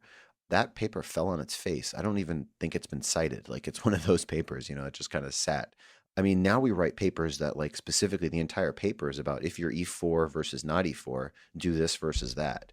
And I don't know, one day, I hope it's soon, we're going to know all these genes and people, when they get their preventative health screenings, it's not just E4, we're going to get a whole bunch of genes. And primary care doctors, I hope one day soon, 5 years, 10 years, who knows, are going to basically do these genetic screens on multiple genes and give people targeted, personalized plans for disease risk reduction as early as possible. So anyway, I support you doing the E4. I would say, though, that most doctors are not aware of this, so it's not exactly the doctor's fault. But understanding genetic type to personalized care is the future of medicine. What other genes are there? We've talked about, obviously, the three that are of greatest concern, but fortunately, the three that virtually nobody's ever going to have to hear about or deal with, the PSEN1, 2, and APP. APOE4 sucks all the air out of the room. There are a couple of other genes, Richard, in this space that we're just starting to become aware of. Can you speak to a couple of those, and did any of those figure into the detective work you did in Lauren's family? I learned a lot about Lauren's family. And it was in part because of my brother. It was in part because of actually you and your brother, Lauren. And I just met so many different people. I mean, I really got to know your family tree pretty well between videos and talking and all this sort of thing. And your family was one of the first, I would say, first 12 to 15 families that we ever really, did some super deep dives on. I mean, I looked at all sorts of different things in your family. And I guess what I would say is, do I really want to call out one gene or another? Or even just generally, like even independent of Lauren's family, Richard, when we think about some of these other genes that are now kind of starting to become of interest to us, TOM40, TNF, what can you say about these and how they impact our understanding of this disease? I hesitate to call out any one specific gene because this is a complicated topic, but there are around 30 or so Alzheimer's risk genes that have been found that I think are very important.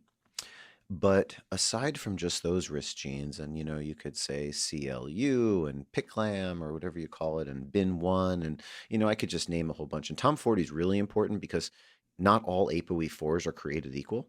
I believe this is confusing, and it's even been confusing for me, but the TOM40 that's next to the E4 is really can influence, in my opinion, I believe. I'm not certain, but I believe that the different TOM40 chain length or whatever it is, one E4 can behave one way and another E4 can have a lower or higher risk depending on the gene next to it. So there's a lot of confusion here with this polygenic risk thing, but TOM40 is important. But when we take a step back and I look at Alzheimer's as a medical condition, it's a medical condition that causes neurologic manifestations. I think Alzheimer's is a medical disease. I love being a neurologist. It's fun. The brain is interesting. I possibly should have been an internal medicine specialist. I'm really intrigued by all the lower organs, as the neurologist would say, below the neck. No disrespect to the lungs and the liver and everything else. But no, it's a medical condition. And whether you're on the lipid path or the inflammation path or the potentially infectious path or the head trauma path, there's so many different things that can trigger brain-related pathology. So I'm very interested in the vascular genes, like FTO and other cholesterol, LDL and PCSK9 related genes. Like I'm interested in those things because that can have an increase or decrease depending on polygenic risk. Longevity genes. What about like FOXO and CLOTHO? Like I know that there are genes that kind of protect you against the Alzheimer's risk of the other genes. So I really look at the metabolism genes. I look at the vascular risk genes. In Lauren specifically, Lauren was one of the first people that we found another gene that kind of co-interacts with APOE to even be even more interesting, because maybe this gene related to TNF alpha, which we can talk about, when someone has that TNF alpha gene and also has an APOE4 gene, well, they're also at higher risk than someone with E4 without the TNF. So again, we're trying to put the pieces of the puzzle together of why the heck did your mom get this? And we can pin it on exercise and we can pin it on one thing, but it's not just one thing. It's not like your mom didn't get Alzheimer's because she didn't exercise. Your mom would have gotten Alzheimer's anyway if she would have exercised rigorously, which no one knew back then. Sure. Would she have delayed it? I firmly believe so. But your mom was different than your uncle in other ways too, because your uncle did not have that TNF alpha related gene. And now, because we found this gene, I mean, this is like imprecise science. This is like, I would call it better than back of a napkin, but not perfect science. We're doing things with you, Lauren, now that are trying to get ahead of the curve and trying to make that TNF alpha gene have a less of a negative impact on your trajectory. So between Peter and I, we've really kind of hit you with certain things that can potentially help that. So I guess what I would say is polygenic risk is probably the answer. And I think there's something else you've said, that the other analogy is not all E4s are created equal. I don't think that can be overstated enough. And the analogy for in the cardiovascular world is LP little a. I've seen so many patients with elevated LP little a's, and in some of them, it absolutely tears through the family with premature heart disease that you can spot a mile away. So just in the same way you look at Lauren's family history and a mile away you say it's APOE4, you'll look at people having heart attacks in their 40s and dying in their 50s from heart disease, and you say that's LP little a until proven otherwise.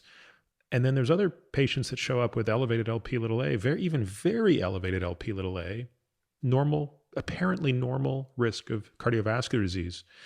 So even though this is technically not the correct term, it's almost like there's variable penetration of the gene as well.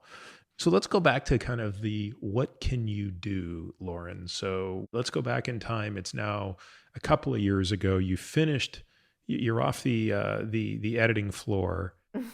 You're off the cruise ship. Weren't you living on a cruise ship for a while? I mean, good luck. Too long, too many days. Yes. It's been about 2-3 years that you really switched this into overdrive. Yeah. I mean, you've really become the poster child for, I'm going to do every single thing in my power every day to reduce the risk of this beast. Mm-hmm. I guess I just get the sense from you, like, you don't seem to push back on this. Like I guess it's in part because it's come from within you and it's not been thrust upon you. Do you think that's the reason that it's been so, I don't want to use the word easy because I don't think it's easy, but. Yeah. I think when you see what I have seen over the last 15 years, why wouldn't I do anything I possibly can to avoid what I saw over the last 15 years? I want to do everything I possibly can to not go through that myself, to not put that on my husband or my family. And I feel like I've been given an opportunity to at least try. So why wouldn't I? Well, it is really amazing to watch how Seth basically acts the same way, right? It's sort of like, he's sort of in it with you, right? It's kind of like, well, okay, you're both on the complete risk reduction pathway. Well, I mean, only since this pandemic have I really gotten him into exercise in a way, and he's still not where I am. And of course, obviously, all of us, I'm not, exercising the way I was before all of this. But yeah, we eat every meal together, so we eat the same things, and he has certainly changed his eating habits, which has been wonderful. And he supports me, and yeah, he goes along with it. We don't have the same genes, but why wouldn't he also care about his brain? He's still got one, as Richard said, just because he doesn't have a 4 doesn't mean he's not at some risk. And so I'm very lucky that I have someone who is supporting me most of the time. That doesn't mean he's not always orders too much at dinner or orders extra things. And I'm like, well, I have to have a bite of that. Or, But exercise is always very supportive of. But it also speaks to, I think, the difference between having a spouse or a family member that can kind of go through the journey with you, whether it's cancer, Alzheimer's disease, heart disease, whatever it is that a person is really trying to make these lifestyle changes to work against. And so we've spoken a lot about exercise. Certainly on other podcasts, we've spoken a lot about nutrition. How does one improve glycemic control? How does one ensure maximum insulin sensitivity and glucose disposal? Richard, can we talk about some of the other tools in the toolkit that we have with Lauren and frankly, a number of the other patients that we take care of that are high risk in some way? I mean, in our practice, Richard, as you know, we define patients as high risk, meaning you come into their care basically if their family history is notable, they have at least one copy of the 4 gene, or they're over 60. You check one of those boxes, Richard is a part of your care, and then we kind of have a protocol that obviously you're the poster child for, Lauren. What are some of the other things that we're doing on that protocol, Richard? Sure. So to give you an evidence-based answer, let's start with that first, and then we'll go to a case study of Lauren. So within the last year, we published the results of our clinical trial that Lauren, thank you, you're a part of. Thank you for participating. You forced your arm upon me, but we said okay after you sign the consent. And I think you guys win the prize for the most family members I think you guys may be tied for the most family members in the study. But we had a study that we published in the journal Alzheimer's and Dementia, the Journal of the Alzheimer's Association. And Peter, thank you. You are a co-author on that study. You really fundamentally helped me understand and developed the approach towards maximizing human performance from both not just physical activity but nutrition, and just you got me to understand. Quick shout out for Peter. I give you all these shout outs, Lauren, because you're the best, but Peter, quick shout out. You got me to understand the difference between lifespan, longevity, health span, which is kind of quality, and brain span. And really that's what we mostly focus on, but there's a lot of overlap. But what we did is we did a study because we had to prove whether or not this individualization of care could work. And in this study, we found that on average, people got 21 different interventions. Again, that's average. Lauren, how many things did we tell you to do? Probably around there. I can count. I have your list right here. Definitely around there. I mean, I'm on a lot of supplements, and then of course there's the lifestyle stuff, the sleep and the food and all the stuff. I'm just loading up one of your things from December 2019. So a major important part of this is also regular follow-up. So every 6 months, we repeat body composition measures, which is, we use the term ABCs of Alzheimer's prevention management. So the A is for anthropometrics, or body composition, body fat, muscle mass, stuff like that. The B is the blood-based biomarkers. We look at your cholesterol markers. We look at your inflammation, your metabolism, your nutrition. Genetics are in there too. And then C is cognitive function. So we assess and track all of these things. And every 6 months, depending on what the repeat is, depending on what your memory function is and what your cholesterol is and all this, we'll keep refining or fine tuning so that we can, this is really an iterative process. So basically we keep tracking. And then in your case, because of your APOE4 and because of and I have permission to talk about this, I guess. Okay, great. Mm-hmm. Yeah. Because of your APOE4, we really honed in on exercise and also more high intensity interval training, really focusing on that. In terms of nutrition, we checked your omega-3 levels in your blood, red blood cell DHA levels and EPA and whatnot. We had you eat fish, but also omega-3 fatty acids via capsules, a very specific type and brand that we often recommend. I have nothing to disclose. I wish I did. I could pay my student loans, but nothing to disclose from any supplement or vitamin companies. But omega-3 fatty acids are key. Pretty reasonable dose, omega-3s, DHA and EPA, based on studies that thankfully, this was proven this past year, but we've had you on this for the last several years, that people with the APOE4 gene require higher doses of omega-3s. So even eating fish just wasn't enough. So we also have you on roughly 2,000 milligrams or so of DHA and something or other of EPA. We also put you on a very purified form of cocoflavanols that have been studied in multiple randomized trials. We gave you a very specific type of curcumin, a type of more nanoparticle version. Again, nothing to disclose, but that may have anti-TNF alpha effects, may help with inflammation. So we put you on a reasonable dose of that. We put you on specific types of B complex vitamins. This was to address your homocysteine. Homocysteine is an amino acid in the blood that is an independent risk factor. So if you have high homocysteine, you are more likely to have brain shrinkage over time and impaired memory function. But only in people with high homocysteine, we can give B complex vitamins, B12, B6 in tiny amounts, and then a folic acid. If we can control that and the person has sufficient levels of omega-3s, then you can slow brain shrinkage, brain atrophy, and improve memory. So we've modified that risk factor, homocysteine.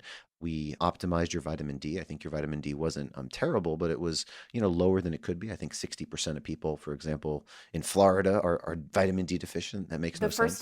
The first time I saw you, my vitamin D was not good. I can remember that. And it was like 19 or 17. I remember it was definitely not good. And I remember being like, I gotta sit outside more and not wear as much sunscreen because I'm the palest human ever. And so I wear a lot of sunscreen, but like we've helped that.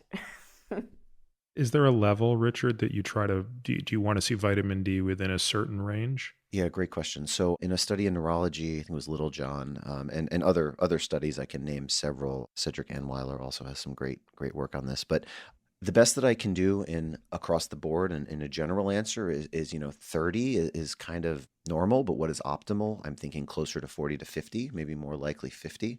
In someone that has two APOE4 variants, so an APOE44, based on a study in the European Journal of Nutrition a couple years back, E44s are probably preferentially protected or E44s better have good vitamin D levels, I'll put it that way, at 50 or more, maybe it's 50 to 70. I don't think we know the exact answers, but a level of 17 to 19 when Lauren first came in to see me was definitely not sufficient. Aside from taking vitamin D, we recommend how to take it. It's a fat-soluble vitamin, so take it with a meal with a little bit of fat in it. That's key. Otherwise, it doesn't help with absorption. Getting some sun from my perspective, 10 to 15 minutes between the hours of 11 to 1 when the UV or whatever it is strongest. There's lots of devil in the details here, but Lauren, we've been able to completely modify that risk factor, so that's been pretty good. And going back to the EPA DHA issue, do you give whatever amount is needed to reach a certain level in the red blood cell membrane, or do you just say, look, we know that E4s are going to have a harder time assimilating, we're just going to give a higher dose? Again, our patients, we use this stuff like very liberally. I think Lauren is on at least 2 grams combined EPA DHA. So do you just leave it at the dose, or do you like to rely on the omega quant type assay? I don't know that I have the perfect answer for this, but I titrate it up based on the person's red blood cell level. I try to get an index of at least 12 to 14, and higher is probably better. I think Lauren's is like 14 plus, which is awesome. I also look at the cholesterol, so ApoB, and Peter and I hate disagreeing with Peter on anything, but I still like LDLP, but I know I've been a convert to ApoB. If someone has high ApoB and LDL cholesterol, I really believe that we can even be more liberal, and people need it even more.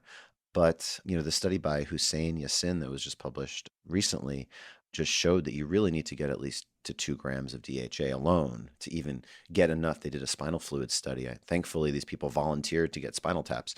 And I mean, Lauren, we're really hitting you with this stuff, and I'm really glad because, the cumulative effect of the ApoE4 plus DHA and EPA over time, there's a cumulative effect, and we really started right with you. So we hedged our bets a little because it was safe, and then it was proven, 5 years later. So that was cool. But I don't know that I have a great answer. I also look at omega-6 to 3 ratio, and I know, Peter, I know you and I may not look at the same that way. I also look at trans fats in the blood, and I know that that's maybe an imperfect assay or science, but trans fats are no bueno when it comes to Alzheimer's risk. So I don't know. I think there's a lot of important aspects to omega-3s and fat assays, but I don't know that I know the perfect answer on how to do it. You spoke briefly about theracumin. We tend to reserve theracumin for those higher risk patients versus curcumin for most people. What's our belief for why theracumin? There's been some reasonable data suggesting that despite the enormous increase in cost, when you switch to theracumin, it's worth the cost. This is based on an important study from Gary Small at UCLA, and they showed that, when people randomized to this it sounds kitschy, but like nanoparticles. Ooh, that sounds cool. Nanoparticles can get through the blood-brain barrier. Well, that sounds like in some ways marketing, but then they did a study and like they had less, amyloid accumulation. So like, okay, sign me up. Like it's safe. Yes, it has a cost to it, but it's not astronomically expensive. I don't know what the exact effect is, but the effect size was large enough, even though it was a small study, to when we talk about evidence-based and safe, I think there's enough evidence. It's not perfect, but it's safe and it's not super, super, super costly. So, and especially with TNF, should Lauren be on both curcumin longa plus Theracure? Like, who knows? Like, I have no idea because of the TNF, but she's doing so much exercise that maybe we don't need to do it. But I'm babbling, but basically, I don't know the answer. I just think it's a reasonable option, even though it's not perfect. Okay, well, another supplement that I'm a huge fan of is magnesium L-threonate. What are your thoughts on that? And I'll explain to folks what it is. L-threonate is a transporter that gets magnesium into the brain much more easily. So normally if you take magnesium, it's not, going to get too much in the brain. There is actually some interesting clinical data in humans suggesting that magnesium L-threonate in patients with MCI improves symptoms. So again, one has to take a leap of faith to say, well, if you give it to people prior to MCI, it would even delay progression from phase 1 to phase 2 and potentially from phase 2 to phase 3. So what are your thoughts on that, Richard? Yeah, so I actually learned a little bit about this from you. I've been a magnesium glycinate kind of guy for a while because just kind of from the headache community as a neurologist, it's very well tolerated and that kind of thing. But I think the data on threonate is compelling. I think it may also help with sleep, if I'm not mistaken. And I've had some success with that in some pretty, shall we say, stressed out type A people. So it's not at the very top of my list, but it's somewhere in the middle-ish, middle to, it's not super low, but it's again, evidence-based enough and completely safe. So when it comes to Alzheimer's prevention, we don't want to give anything to anyone that has any degree of, risk, because what if they're not going to get Alzheimer's anyway? Then we've done our patients harm, and we take the oath, do no harm. So I'm pro mag threonate, but I don't have as much evidence. It's lower on the evidence list. How do you think about, you've already kind of alluded to this, but I want to make sure we round it out around what we would call E4 specific maneuvers, right? So let's assume you have two theoretical patients in front of you that you believe are both at higher risk than you'd like. One of them is an E4 patient, another one is not. Given what we know about E4, how does that change your thinking? You've already made several points in reference to this. One of them, for example, is, boy, there's no ambiguity around the benefits of exercise in E4 people. People with E4 tend to require higher doses of EPA and DHA. They tend to benefit disproportionately from vitamin D. Are there any other things that are unique to patients with E4? Yeah, so we wrote a paper on this that's open access. It's in the Journal of Prevention of Alzheimer's Disease. It's called Clinical Application of APOE in Alzheimer's Prevention, a Precision Medicine Approach. Kara Berkowitz is the first author. She's awesome. She was a med student at Cornell. Peter, we lost her to surgery. I don't know how that happened. You surgeons. But she wrote this terrific paper and did several other papers with us too. So I mentioned this paper first because this is a complicated topic. Let's just start by saying physical exercise is, I believe, likely preferentially effective in people with the E4 variant or more. Brain imaging studies show that E4 carriers exacerbates the effect of having a sedentary lifestyle in Alzheimer's pathology. So someone with E4, really, really, really better exercise. And it's like no joke. It's got to be really important. And the intensity of the exercise is key. Tobacco use, just worse in E4s. Like, I'm not telling you that a non-carrier can smoke, but I think it's worse. Alcohol use. Alcohol is really confusing, and the data on alcohol kind of darts all over the place, but a few drinks a week is kind of where I'm at now. Men and women may be a little bit different. This is really confusing, but there's probably an E4 impact. But what I would say that while light to moderate alcohol consumption, I mean more on the light side, like 4 to 7 drinks, may be beneficial for non-carriers of E4, decreasing alcohol intake or even abstaining may be even more so helpful for carriers. But this is tricky, and I don't really know the answer to that.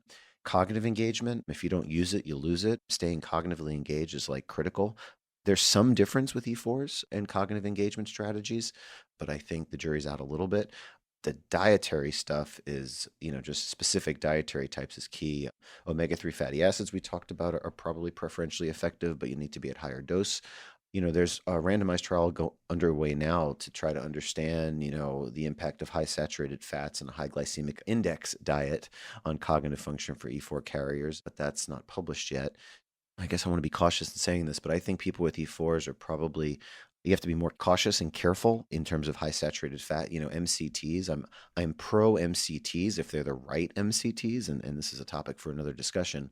And I'm pro MCTs if it's not specifically more so likely in people without the E4 variant. There's more window or more leeway to be able to use them. But MCTs is a really tricky topic, but I personalize MCT use based on this, but this is a whole thing. So I don't know how much down the rabbit hole to go.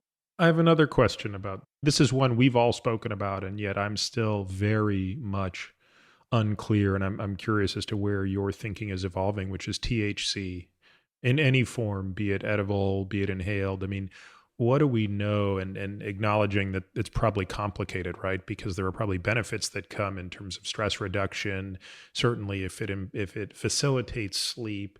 But what do we know on that front? And are we ever going to get good answers? Because the epidemiology is obviously heavily negatively biased based on the cohort that's studied. This is a hard one. I'm not negative on THC specifically. I think there's something with the CBD and THC connection. I think it depends on the amount of CBD versus THC. If I had to choose, if someone's going to use THC or CBD, edible to me makes more sense because of, less smoking is better. But I don't know. That's just what I believe. But I don't think that's grounded in perfect science. But I guess I would say I don't know. If for every one study you read where it helps Alzheimer's pathology, you can read another study where it causes greater pathology. So I'm not anti CBD THC. I'm not pro. I'm kind of in the middle. I think it's an individualized decision, and I think if someone's going to use CBD or THC because, for example, hey, when I take it, my sleep is better. I feel better. Okay. But that's subjective. I want to know objectively, let me see your fitness tracker. Let me see your ring. Let me see your whatever you do to track things. And all these gadgets may or may not work great in different people, but I think one has to really, the term here would be an N of one study where you make one specific change and then you compare what happens to that person over the 3 months, say, or 6 months of only taking that one thing, and does cognitive function improve or does sleep metrics improve? I think the THC CBD story is a precision medicine answer. Well, speaking of cognitive testing, Lauren, how many times now have you been through the battery of cognitive tests that Richard puts people through? I don't know. Is that a cognitive test to see if I even know that number? I don't know, maybe, but 6, 7 times? I don't know if you know that right off the information in front of you, but something like that. Enough that I'm starting to learn the tests. Is it intimidating when you sit down and do it? Because I've had some patients that don't want to do it. Well, okay, because I had a bad time, I visited Richard the day that Like Father came out, which was because of a number of reasons, perhaps the most stressful day and one of the most emotional days I'd had in a while.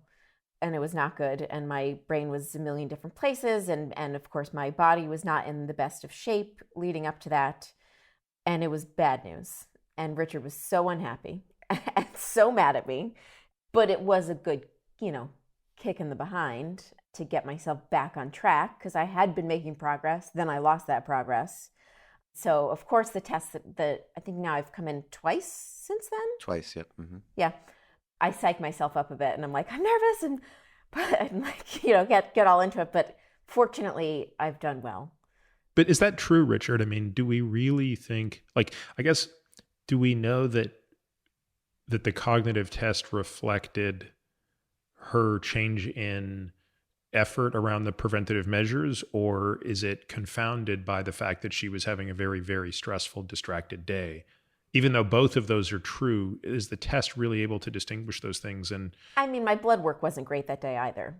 But I'll let Richard answer. Yeah, it's really interesting. And I have the whole trajectory here. I mean, this is worth its weight in gold, like these tests. Now, let me take a step back and talk about cognitive assessments. Now, when we do a cognitive battery related to Alzheimer's prevention, we use something, it's a modified form of the Alzheimer's prevention cognitive composite. These are mostly computer-based tests, the NIH toolbox, as well as other kind of traditional tests that people with mild cognitive complaints kind of come in and take. But we use a battery that is sensitive to detect changes in brain function before symptoms. And different cognitive domains or different cognitive areas are related to Alzheimer's disease pathology, as well as other things like vascular pathology, vascular cognitive decline, or age-related cognitive decline. So I'm not going to portend that our cognitive assessment battery is anywhere close to perfect. It is as good as cognitive testing can be, because people can have good days and bad days. But it's funny, Lauren, like I remember you that day. That was a whole day. Didn't we do a video shoot that day with? Well, that was the day you filmed Seth, and I went for other blood work, and then I just was in such a state I couldn't even stay. Oh my, that's right. That's right. I remember that day. And my in-laws were with us. Yeah, that was a lot. Yeah, that was a whole day. So I guess what I would say is there are when someone doesn't sleep well, then the thing that I would expect to have a bad effect on cognitive testing that day would be related to processing speed and attention. When someone has, let's just say, early Alzheimer's before symptoms, I'm more paying attention to certain types of memory tasks, certain types of naming tasks. When someone has vascular risk factors, I'm more concerned with how are they doing in executive function measures. So when I see homocysteine and vitamin D and the cholesterol, I correlate that, or I associate that in my brain with different cognitive domains. So this is hard to explain, but like, Lauren, you felt like you did bad that day because maybe emotionally you were whatever, but looking back on it, if you take that into consideration, it made sense that you were having a stressful day.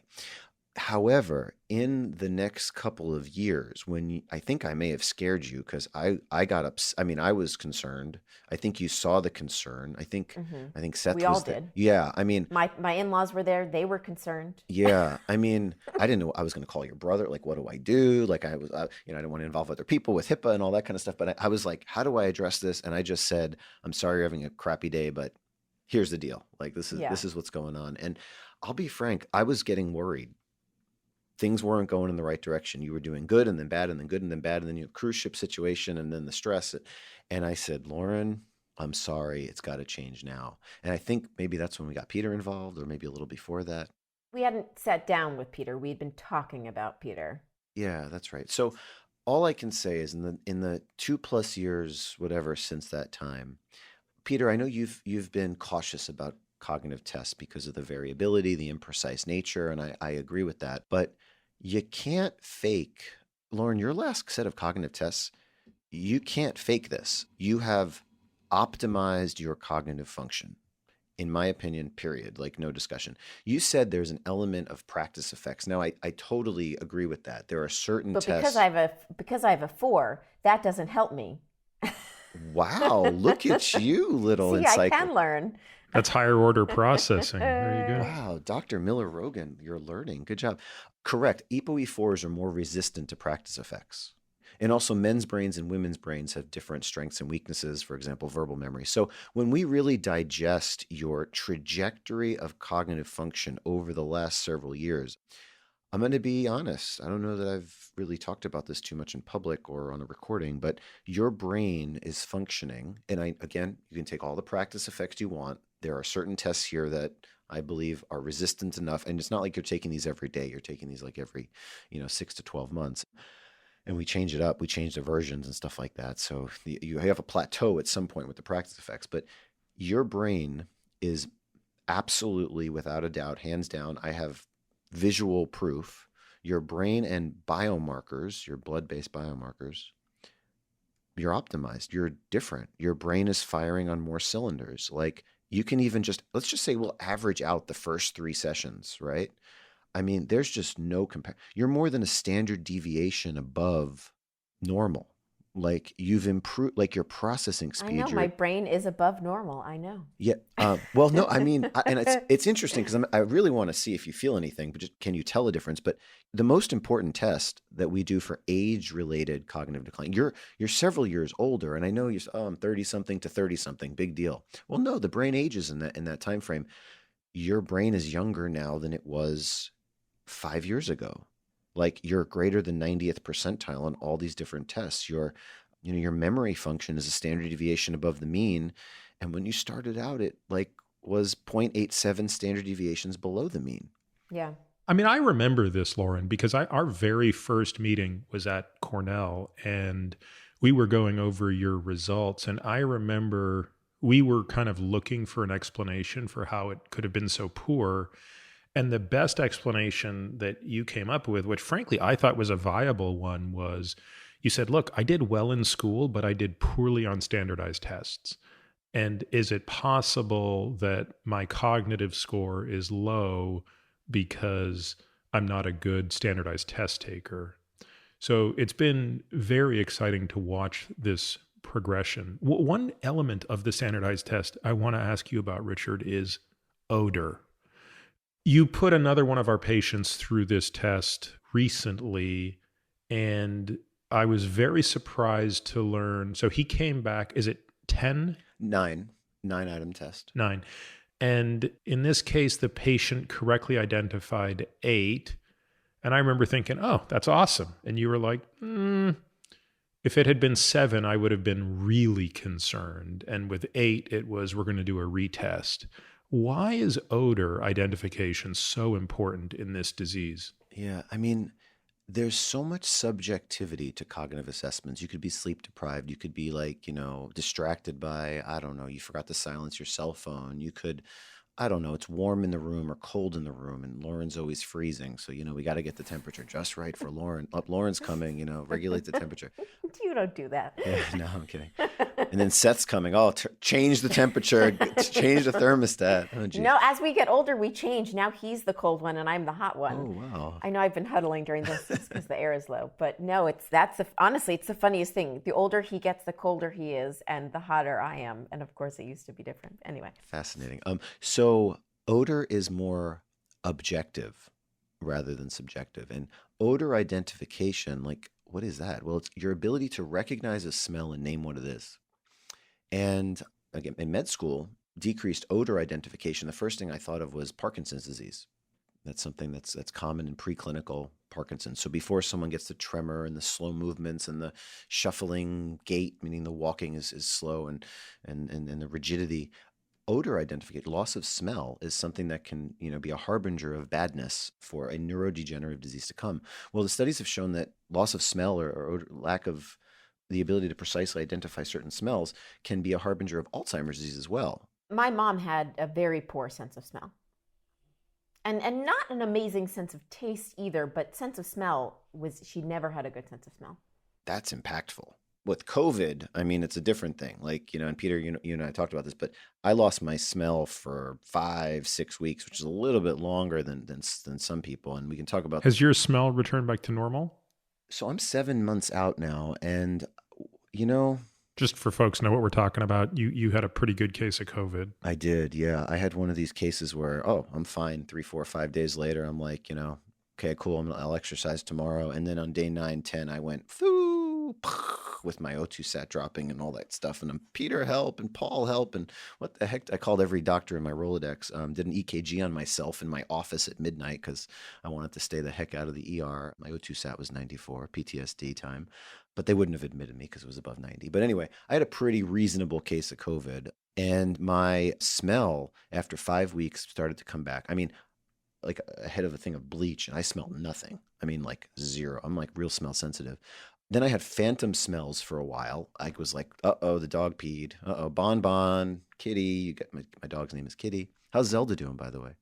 Well, honestly, I've been worried a few times. I don't know if you saw me. I was checking to see if my microphone has picked up her snoring. Oh. Because she's right across from me, and she has been snoring so loud this whole time. So if anyone has heard that, it's just Zelda. Oh, no, it's Golden. Yeah, Bon had his second snoring surgery, but he's great now. He's awesome. King Charles Cavalier Fan Club of America we're talking to right here. Anyway, so I had phantom smells, and then my smell is basically back, but I'm like a little smell sensitive. Can't explain it. So that this COVID may change our ability to use smell sensitivity for Alzheimer's related testing. But anyway, we'll cross that bridge later. Sorry for the tangent. What about hearing? Because you see these reports from time to time that say we've got to get more aggressive with hearing aids in people. The moment a person has even the slightest amount of hearing deterioration, we've got to correct it. The implication being that hearing loss will have a causative role in Alzheimer's disease, such that correction of it can delay or prevent, versus just the obvious correlation between hearing loss and dementia, given the obvious age association. What's your thought on that? Yeah, I don't know that I have a perfect answer, but hearing loss, when they've done the studies, the Lancet Commission 2020 report came out and basically showed that hearing loss is like the most impactful modifiable risk factor that they found in their study, which is like striking. Like a huge number of cases of dementia could be potentially reduced if a person gets early recognition of hearing impairment and gets it addressed. Now, Why is that? yeah, this is confusing. And this is a quote unquote new risk factor. I mean, it's been around for, the evidence has been emerging for years now, but I don't know. Is it because I hate to say I'm not an expert in this at all, but you disengage, you can't hear, you're in your own little world, you miss social cues, you have different interaction levels. I actually don't know the answer to this. And the classic line, we need more research to truly be able to figure this out. I mean, I feel like it's one of those things, Richard, that because we're constantly updating our protocol, and I've been thinking for about the past 3 months, do we need to now take those high risk patients that we described and say, everyone's got to go to an audiologist? And of course, the implication is you're going to get people in their 30s and 40s that have low grade hearing loss. Are they actually going to want to wear hearing aids? Or is it just going to be, hey, we're going to use more noise cancellation stuff and sort of try to protect hearing longer? But I'm curious as to this. It also strikes me that from the precautionary principle, there's no downside to protecting your hearing. In as much as one can do that, I don't see a downside to it. I think we, meaning doctors, need to do a little bit of, say, a better job. Doctors have it really hard, so this is not doctors' fault. It's like our medical system is in disarray and broken beyond. I have no idea how to fix it with 10 minutes or 15 minutes per patient. I have lots of empathy tremendous empathy for physicians working out there, but in the trenches. But hearing screening, I think, is something that should be part of, at some age, at some point, an evaluation. Real briefly, though, I want to go back to Lauren's odor identification. So this is a weird comment, and I've never really also said this on a recording, but Lauren, this is not the first time that I've seen patients that have really firing on all cylinders, done 23 of the 25 things we told you to do, like compliance out to wazoo, 10 out of 10.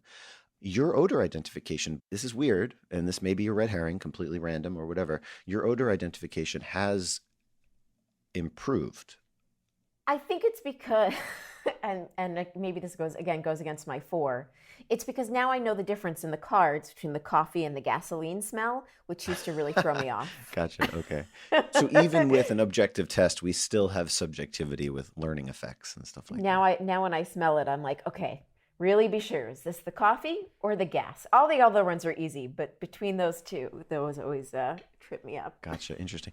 Just to get back to one thing, Lauren, yes, I have objective data, but data is only as good as data is, and all of our tests are imprecise. And Peter and I talk about this a lot. Sure, your calculated cardiovascular risk, when we put all your numbers in a calculator, much lower. Your calculated Alzheimer's risk based on the different scales, much lower. Like, we're doing a great job. Like, in terms of living longer. Knock on wood. Yeah, knock on wood. Yeah, we're really doing well. Do you feel anything different in your brain or not so much? And just be honest. No, and and I don't know how much we want to get into any of this, but I'm on my own hormonal journey and often wonder, if that plays a part in it.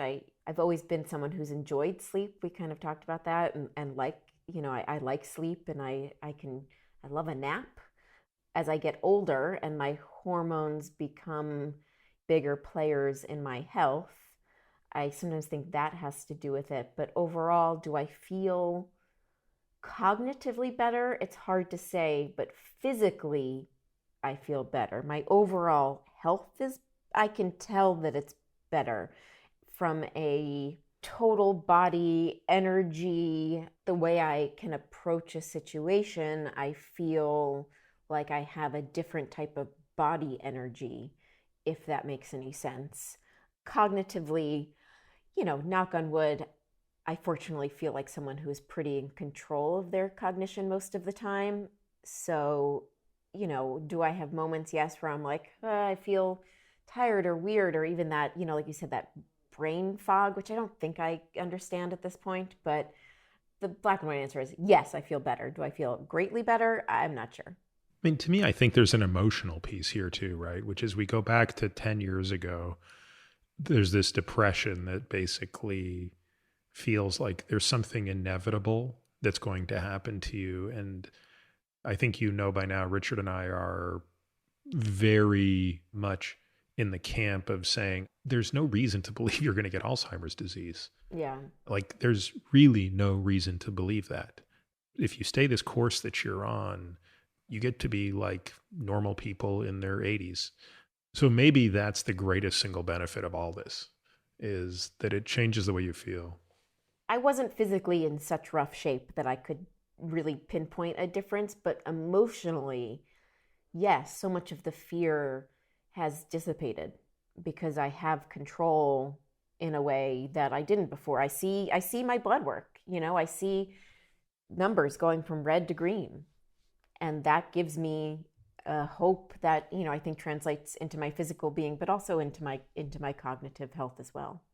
I don't want us to close without talking a little bit about Hilarity for Charity, which we started talking about a little bit, but I bring us up to speed on specifically what the mission is, how you decided to pick the lane that you guys are going to be in. We touched on this a little bit before, but I have been so fortunate in my terrible journey. I think I've had the best situation of a horror show that could happen with Alzheimer's. And that one, my family was able to afford care for my mom. And that two, I have, because of my relationships and the advocate that I've become, I have met smart people like you guys who have helped me take control of my brain health. And so HFC, what we've done with that is try to help other people be at least a part of that situation. And so I like to think of HFC as sort of like, this is our non-official, mission statement, which is like, we're here for your brain today and tomorrow. Meaning that, we're here for people today through care, through our numerous support groups, which are personalized and which we really take the time to connect people to people who would understand their situation. Early on, I went to a support group where, I was like 26 and upset about my mom. And there was a guy there who was like 56 and who was upset about his mom. And not that I didn't feel bad for this person, but also like, I did not feel bad for this person, because I was like, you're 56. You have your mom at 56. Like, I'm 26. And so, we really try to recognize that in our care, we put people together who would understand a situation.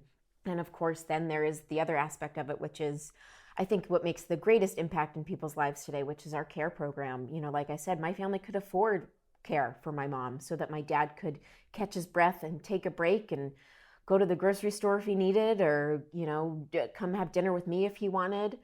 And so many people are with their loved one 24/7, without a break, without relief.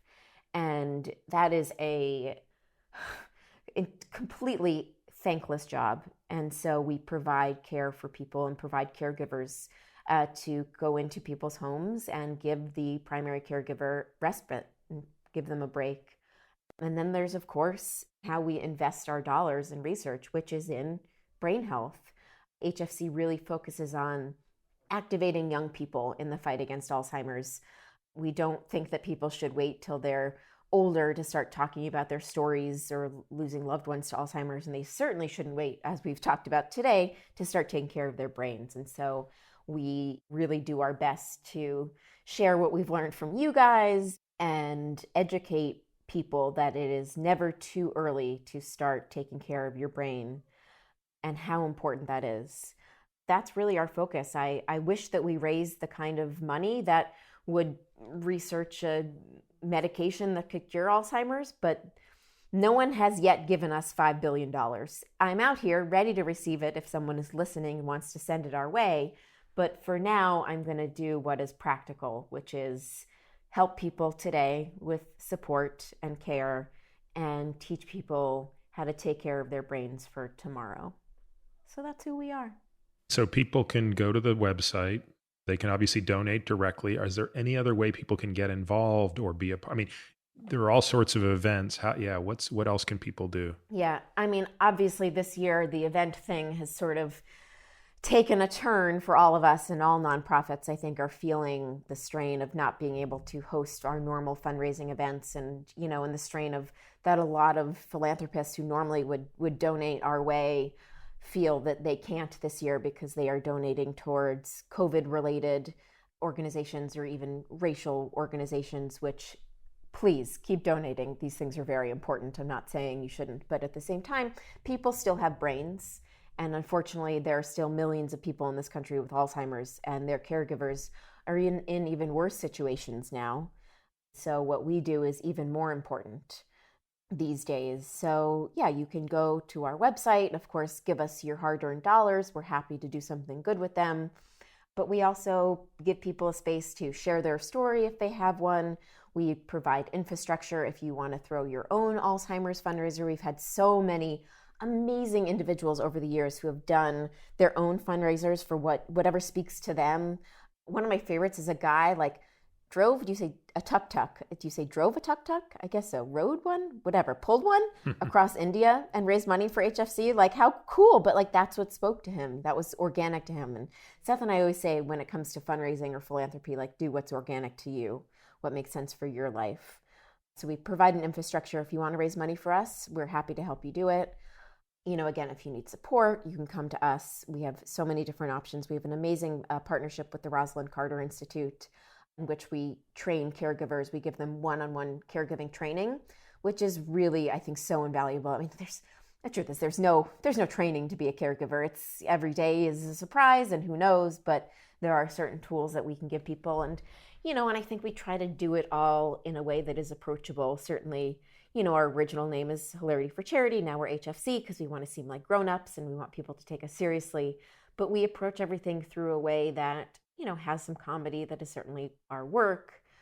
But, you know, we often say Alzheimer's is so devastating and it is so sad and people don't want to hear about it. So we'll tell them some jokes and trick them into laughing. And then all of a sudden we hit them with the facts and tell them how important it is. And we rope them in that way. I think overall, we're just trying to provide people the hope that I have found over the years. You know, we started this podcast talking about my dark, devastating times, and that's not who I am anymore. And that's not my vision about all of this anymore. And I think there is so much control that can be had that we did not have even just a few years ago.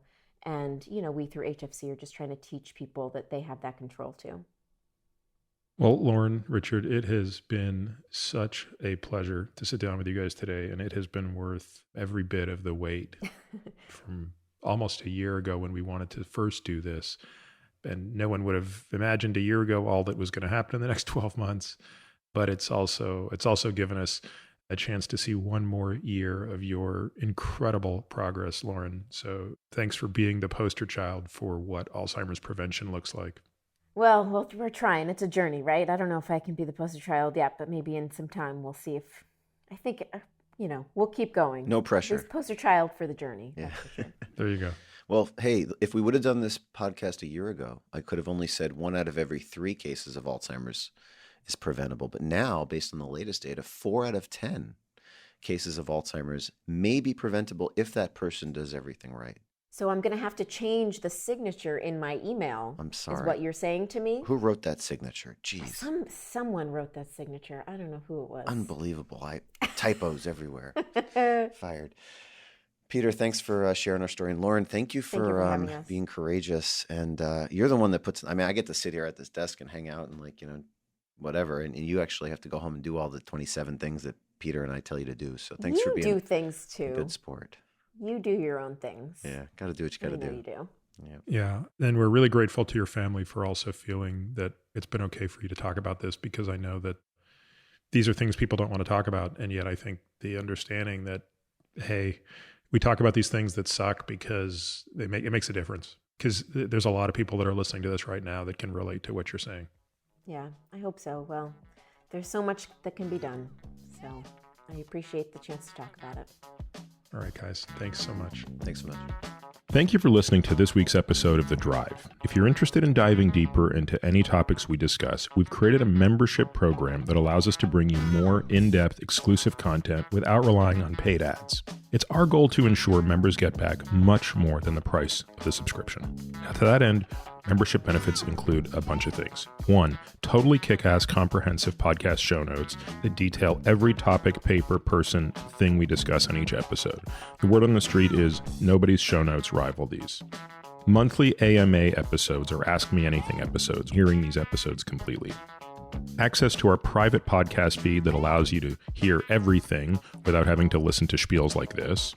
The Qualies, which are a super short podcast that we release every Tuesday through Friday, highlighting the best questions, topics, and tactics discussed on previous episodes of The Drive. This is a great way to catch up on previous episodes without having to go back and necessarily listen to everyone. Steep discounts on products that I believe in, but for which I'm not getting paid to endorse. And a whole bunch of other benefits that we continue to trickle in as time goes on. If you want to learn more and access these member-only benefits, you can head over to peterattiamd.com/subscribe. You can find me on Twitter, Instagram, and Facebook, all with the ID Peter Attia MD. You can also leave us a review on Apple Podcasts or whatever podcast player you listen on. This podcast is for general informational purposes only and does not constitute the practice of medicine, nursing, or other professional healthcare services, including the giving of medical advice. No doctor-patient relationship is formed. The use of this information and the materials linked to this podcast is at the user's own risk.